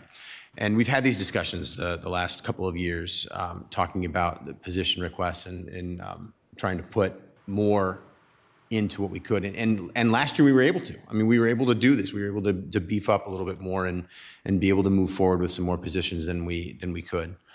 But I just want to make that, I want to throw that out there, because that's the challenge that we have as we sit here and think about which pieces do you move around, where do you take away to be able to add. And I don't know if I have an answer right off the bat, but I get where you're coming from, and I think it's a worthwhile conversation to have.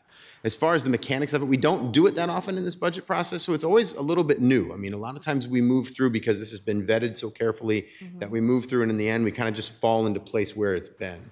But we do have the ability as a city council to be able to make different recommendations of this budget. So I do think that opening up the discussion is a worthwhile exercise. So, Mr. Mayor, the question I had, and I actually posed this to Mike today by email, was when is it that we have this discussion? Because we're just still now going through all of the budget proposals and all of the analysis and all of the discussion that we have had. Yeah. So at what point, because I think we had some other comments earlier on too on behalf of all of the departments, and I think it's important that we socialize all of this interest. Yeah. And the reason I asked Jenny that question is so that we had an idea of really how much that decimal point would be as that percent, that 9-point-something percent is allocated for taxes. And it would be very interesting just to kind of know what that would be one way or the other. And an example is when you have a mortgage and you might get a mortgage for $100,000 and all of a sudden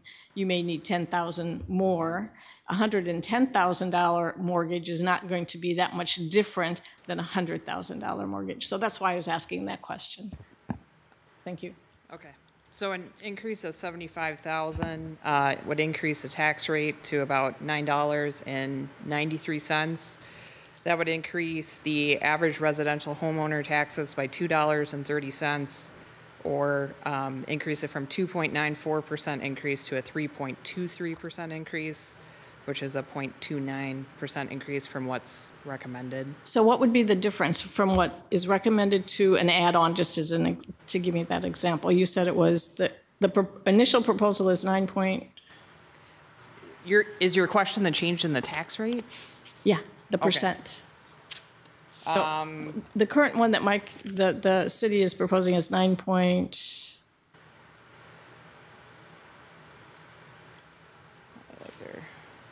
So the current proposed rate is 9.90 in round numbers, and it would go to 9.93. Okay, so that's what I'm looking for. Thank you very much. So in the past, and anybody correct me if I'm wrong.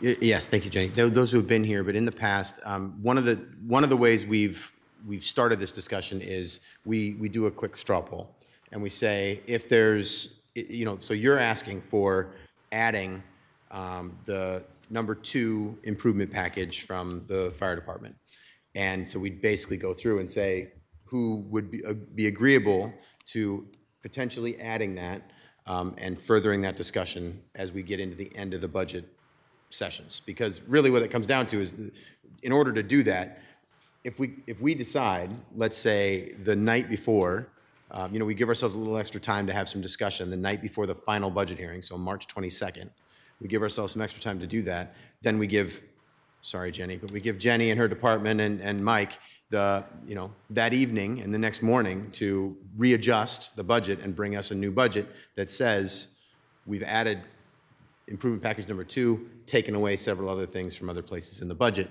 and then that's that. Or not. So before we do a straw poll, just a couple of thoughts and why I guess I should elaborate on my thoughts that I have on this. So in billing, Medicare, Medicaid, private insurance, if we in future years, coming years, 5 to 10 years, are going to add ambulances and this position will help us to do that, then we will increase our billing ability. And so in a way, it would not pay for itself now, I understand, but keeping enough staff on the force so that we have those abilities moving forward, because we make money on those calls. We make significant amounts of money on those calls. And so when we talk about making sure that we keep and retain our staff who are seasoned and able to train those future staff, but also bringing them on now instead of being in a panic that we want another ambulance and we don't have the staff to run it, even though that would be lucrative for us in a billing perspective. That is kind of where my head is on it, and I appreciate anybody's feedback. Again, this is something I've been thinking. I appreciate the discussion. Yeah, Mike, go ahead. Yep, thank you. A couple of things. If you decide to look for money to pay for a recurring expense, I appreciate Councilmember Rousseau remembering that I really hope you don't take a one-time revenue and pay for a continuing annual expense, because all you do is dig a hole for next year. that then we got to try and figure out how to get out of. So I hope you don't do that. But the other thing is about adding additional firefighter position this year. So sometime during this calendar year, we're going to get this report, which is going to talk about the West End Fire Station. And in the end, you're going to have to make a decision. Do you close the Grandview station and create a station farther west, which means when you close one station, there's people and equipment in that station that can get moved to the other station. And so you don't have to add people to make that happen. Or you might decide, well, that's not what we're going to do. We're going to add a 7th station. Well, if you add a 7th station, then we got to come up with more equipment and people to staff that station. So right now, as the fire chief has explained, we already came up with the staff to staff the 3rd ambulance. And that was part of the idea of the 3rd ambulance was eventually, when there is a West End station, it's probably going to be in that station. So that equipment and those people already exist. But you're going to have to put some type of fire apparatus in that station. If you close Grandview, there's an engine in that station and it's staffed. That means that just moves out to the West End Fire Station and you don't need any more people. But if it's a 7th station, we're going to have to come up with another fire apparatus and more people. But that decision won't be made until before next budget cycle. So it seems a little premature to start adding the people that you might not need. And as a matter of fact, somebody might criticize my recommendation of hiring the 1 or adding the 1 position, because the 1 position, like I said, the ambulance is already staffed. We did that already. You did that. You added the people and bought the ambulance. So if you were in 6 months to decide we're going to close Grandview and move that fire apparatus out to the west side, we really have 1 more firefighter than we needed to have because we added this 1. Now, there's all kinds of other things can happen with that firefighter, so I'm not saying it's a superfluous addition, otherwise I wouldn't have recommended it. But it's not needed to staff an addition or the new station if we close 1 to staff the new station. So that's why I didn't recommend the 2nd one, because I hesitated recommending the 1, but I thought it was the right thing to do, and so I recommended it. But I really hesitated to recommend 2 and then close Grandview and move it. I'm not saying that's what's going to happen, but it could. We'd be saying, okay, well, why did we do that? Can you remind me? It's interesting how much this relates to the conversation we had just last night about the Multicultural Family Center and staffing there. You know, there's some residents who would like to see full-time staffing instead of part-time staffing, but we have many more questions than one full-time staff member would answer immediately. And that's kind of what we discovered through our discussion last night.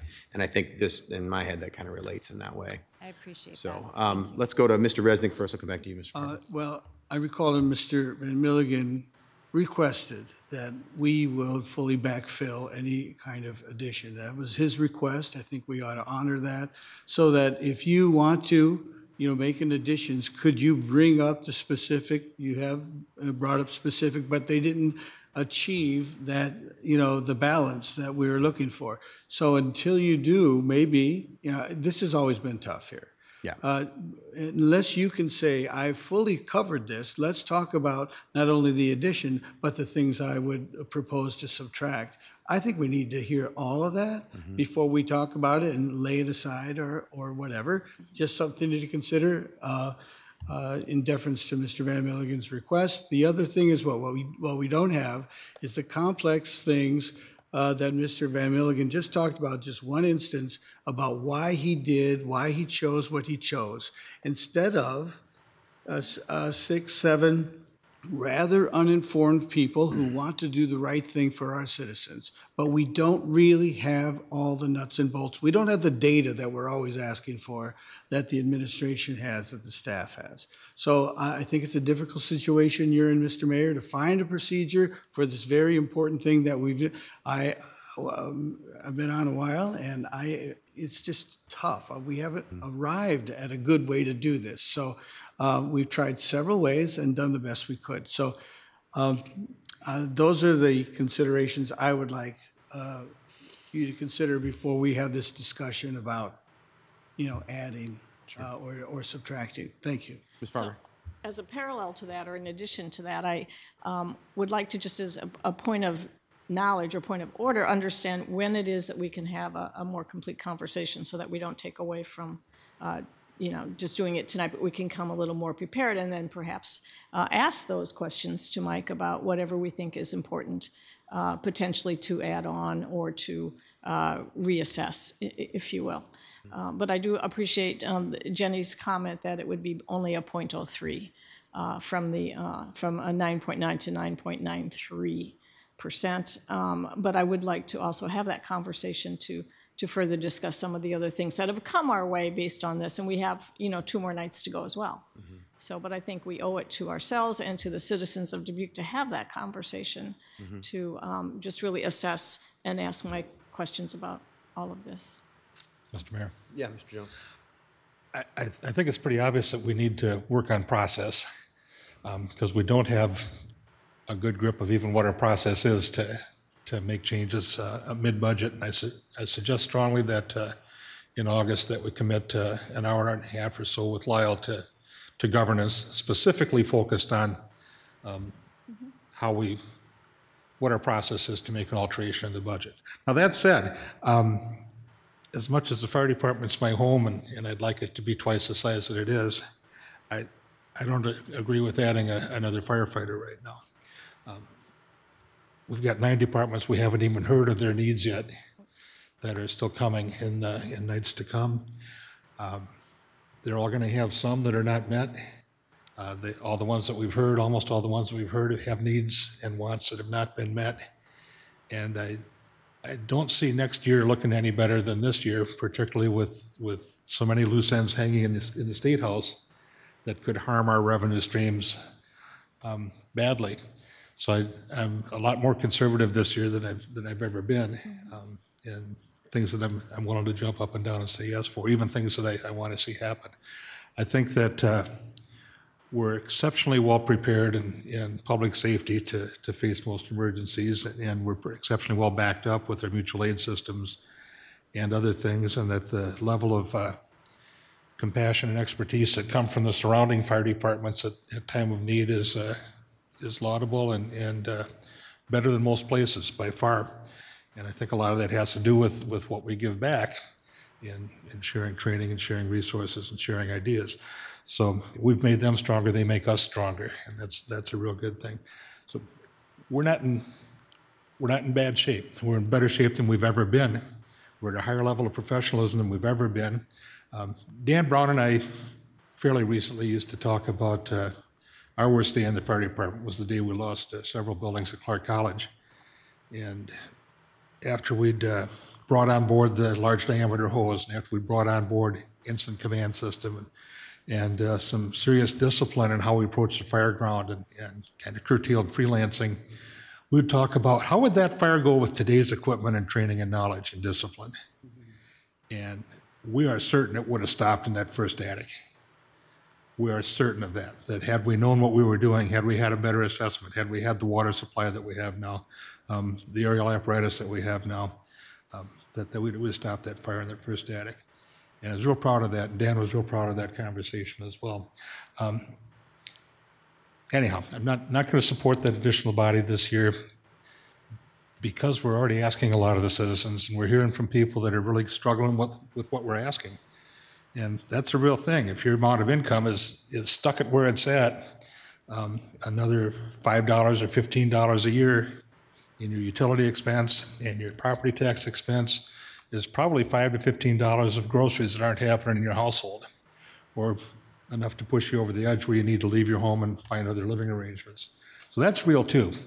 And it's a hard one to remember sometimes because you can say, oh, it's only $15 a year. It's only $3 a year. They all add up.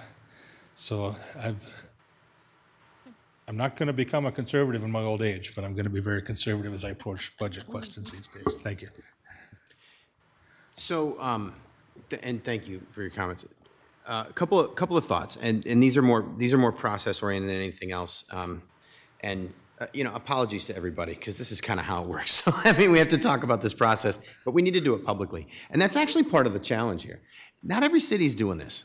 Not every city is sitting here for 5 hours a night talking about every single dollar that we're spending, going over all that data that Chief just shared with us and everybody else. I know that this is not happening in every state or every city in the state of Iowa.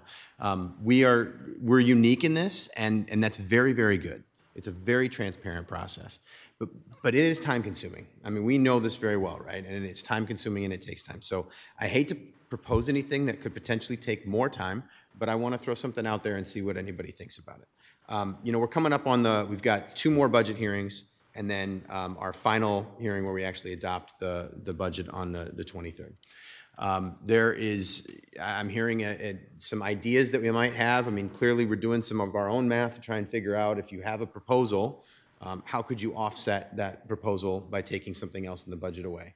Mr. Resnick, I think you make a good point that, if you're going to come with a proposal, try to make it a full one that we'd actually, have the money set up to be able to do that, or come with the claim that I don't want to pull it up somewhere else in the budget. I just want to raise the tax rate to be able to pay for it. But what if we, at the end of the next budget hearing, actually on the agenda, have another item that would allow us to have further discussion of anything that any changes we would want to suggest. The one thing I would really, really ask, though, is that you don't just come with requests just because we put it on the agenda. I mean, that it's something that you're serious about, you think about, kind of like the one that you've brought up tonight, Ms. Wethel. But it would give you a chance to, go back to the drawing board and look at that more closely and think about it again and say, we've had some weeks to think about this, we've had some time, so let's put it on there and have a little bit more of a discussion. That gives us the time to talk about it and think about it, gives the public time to hear it, gives staff the time to potentially work on it, because we've got a couple of days in there. But it does give us an avenue to actually have this discussion, more than I think we've been able to figure out before. Does that sound realistic? I would hope we don't just use the agenda item just to elongate a meeting that's already, running to 10 o'clock, but yeah. I just want to thank my colleagues because this has been helpful for me, and I am committed to sponsoring this position if we can make it budget neutral. That's my goal. Okay. Yeah. And I totally agree with going to Lyle and talking about this more. Yes. To make sure that, I would like this process to be workable in some way. And I was just going to say the same thing, that I look forward to strategic planning, because I think it's an important avenue for us. We need to socialize it, and we need to really understand, I think, everything that we can and can't do, and then how creative we can be as well. So I thank you, Rick, for that suggestion. Mr. Mayor, I think your process for this year is at the 23rd in the final budget hearing here's the budget. And you could make a motion, any one of us could make a motion at that time to amend the budget to do this. Mm-hmm. And if it gets a second and if it gets a majority vote, we would make that change. Probably after hopefully a brief debate, because we've talked about a lot, and we're going to know where we're at, I think, coming into those things. That's really the legal process that you have right now. That's the public meeting where the public can come and stand over here and say, I want you to do this, I want you not to do this. Mm-hmm. It's where we should be paying attention to them. It's where we should be paying attention to our own hearts and minds and knowledge of the situations. And it's going to make that night a little longer. Sometimes it goes by pretty quickly, but that's the job. Mm-hmm. So I think that's the avenue. So you ought to be thinking about what amendments you might offer that night, and I hope there aren't very many. I kind of hope there aren't any. Mm-hmm. But we'll know that on the 23rd. And you are absolutely correct. Legally speaking, I think that is absolutely the process that we would need to follow. I mean, if you wanted to amend the budget in a way, you'd have to do it officially on that evening. But what I'm trying to propose is that we give staff a heads up of what we're thinking, give each other a heads up of what we're thinking, give the public a heads up. If you've got an idea of what you want to do, we can bring it to, with a little bit of extra discussion starting on Tuesday the 21st, to be able to say, I've got this thought, this is what I'd like to be able to propose, and at least we've given each other a heads up. Mr. Resnick. Mr. Jones talked about this is the way to legally do it. So I would love to run your idea through our city attorney to see if, if there's an issue with that. I do like that, but the general idea of what you laid out, I do like that. So that's all I would say is I appreciate Mr. Jones's comment and the proviso about is this the legal way to do this, since all of this is laid out in we've already told the public here's how we're doing it, and this would be different, that we could be wrangling all the department budgets at this time and that certain night. Whereas we already said we're going to do that on the next night that we get together at that final budget hearing. We've told them this is when all budgets will be considered. And so if we do it a different night, what are the implications? Thank you, Mr. Mayor. That's a really good point. Okay. I feel like we should let the fire department go to their evening. Mr. Mayor? If we're going to continue to make sausage over here. Mr. Mayor, can I have just one comment for yes. this? Okay, different subject. So I wanted to thank you, and I know you were going to about to, but what I was thinking about all the great training that you do. Some people ask me, how do our police and fire and our hazardous workers, stiffen their spine and get in there and do something that is like, are you kidding me? I'm not going to walk into that burning house. How can you do that? And not only do you have great candidates and great folks, men and women who are willing to learn this, but you have this training, and that gives you the confidence a little bit. And you mentioned so many great training programs in all these different areas, and the river at so many stages, and what's going on with fast water and calm water and ice and all the different things that could happen. So I appreciate all the training that you're giving these men and women to give them the courage to get in there and do these tough things, and I appreciate that very much. Thank you, Mr. Mayor. Thank you. Yes, and I'll just close out by saying the same. Thank you so much for all the work you're doing.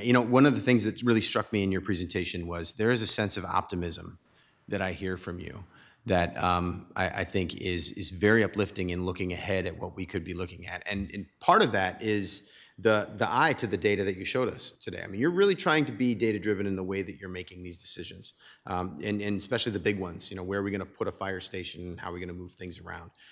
And what's that going to mean for staffing and all those things? So thank you for doing that. I think it's really going to be able to drive us in the direction that we need to go. But this is a very good presentation that gave us a lot of great detail to work with, and a sincere thank you for all the work that you and your entire department do. Appreciate it, and I appreciate the dialogue. And I also do appreciate bringing an outside perspective. So thank you for your time. All right, thank you. All right, so that ends that. Just to close out really briefly the discussion we just had, I think what I'd like to do is I would like to have a conversation with our city attorney, and then probably just discuss with the city manager briefly, and then I'll come back ready to open our meeting on Tuesday the 21st with a discussion of this is what we're going to do for the process and move forward. Does that work for everybody? Okay. Awesome. All right. But we're not going to have the conversation until after the presentation. Well, correct? If we even have that conversation that night. That's what I meant. Because the answer may be we just do this all the last night. Oh, you mean on the 23rd? On the 23rd, yeah. Because Mr. Resnick's got me thinking. So we'll do that. We'll start with that. All right, thank you. But since we do enjoy each other so much, we have a closed session, so we're going to go and have a longer meeting. Thank you very much, everyone.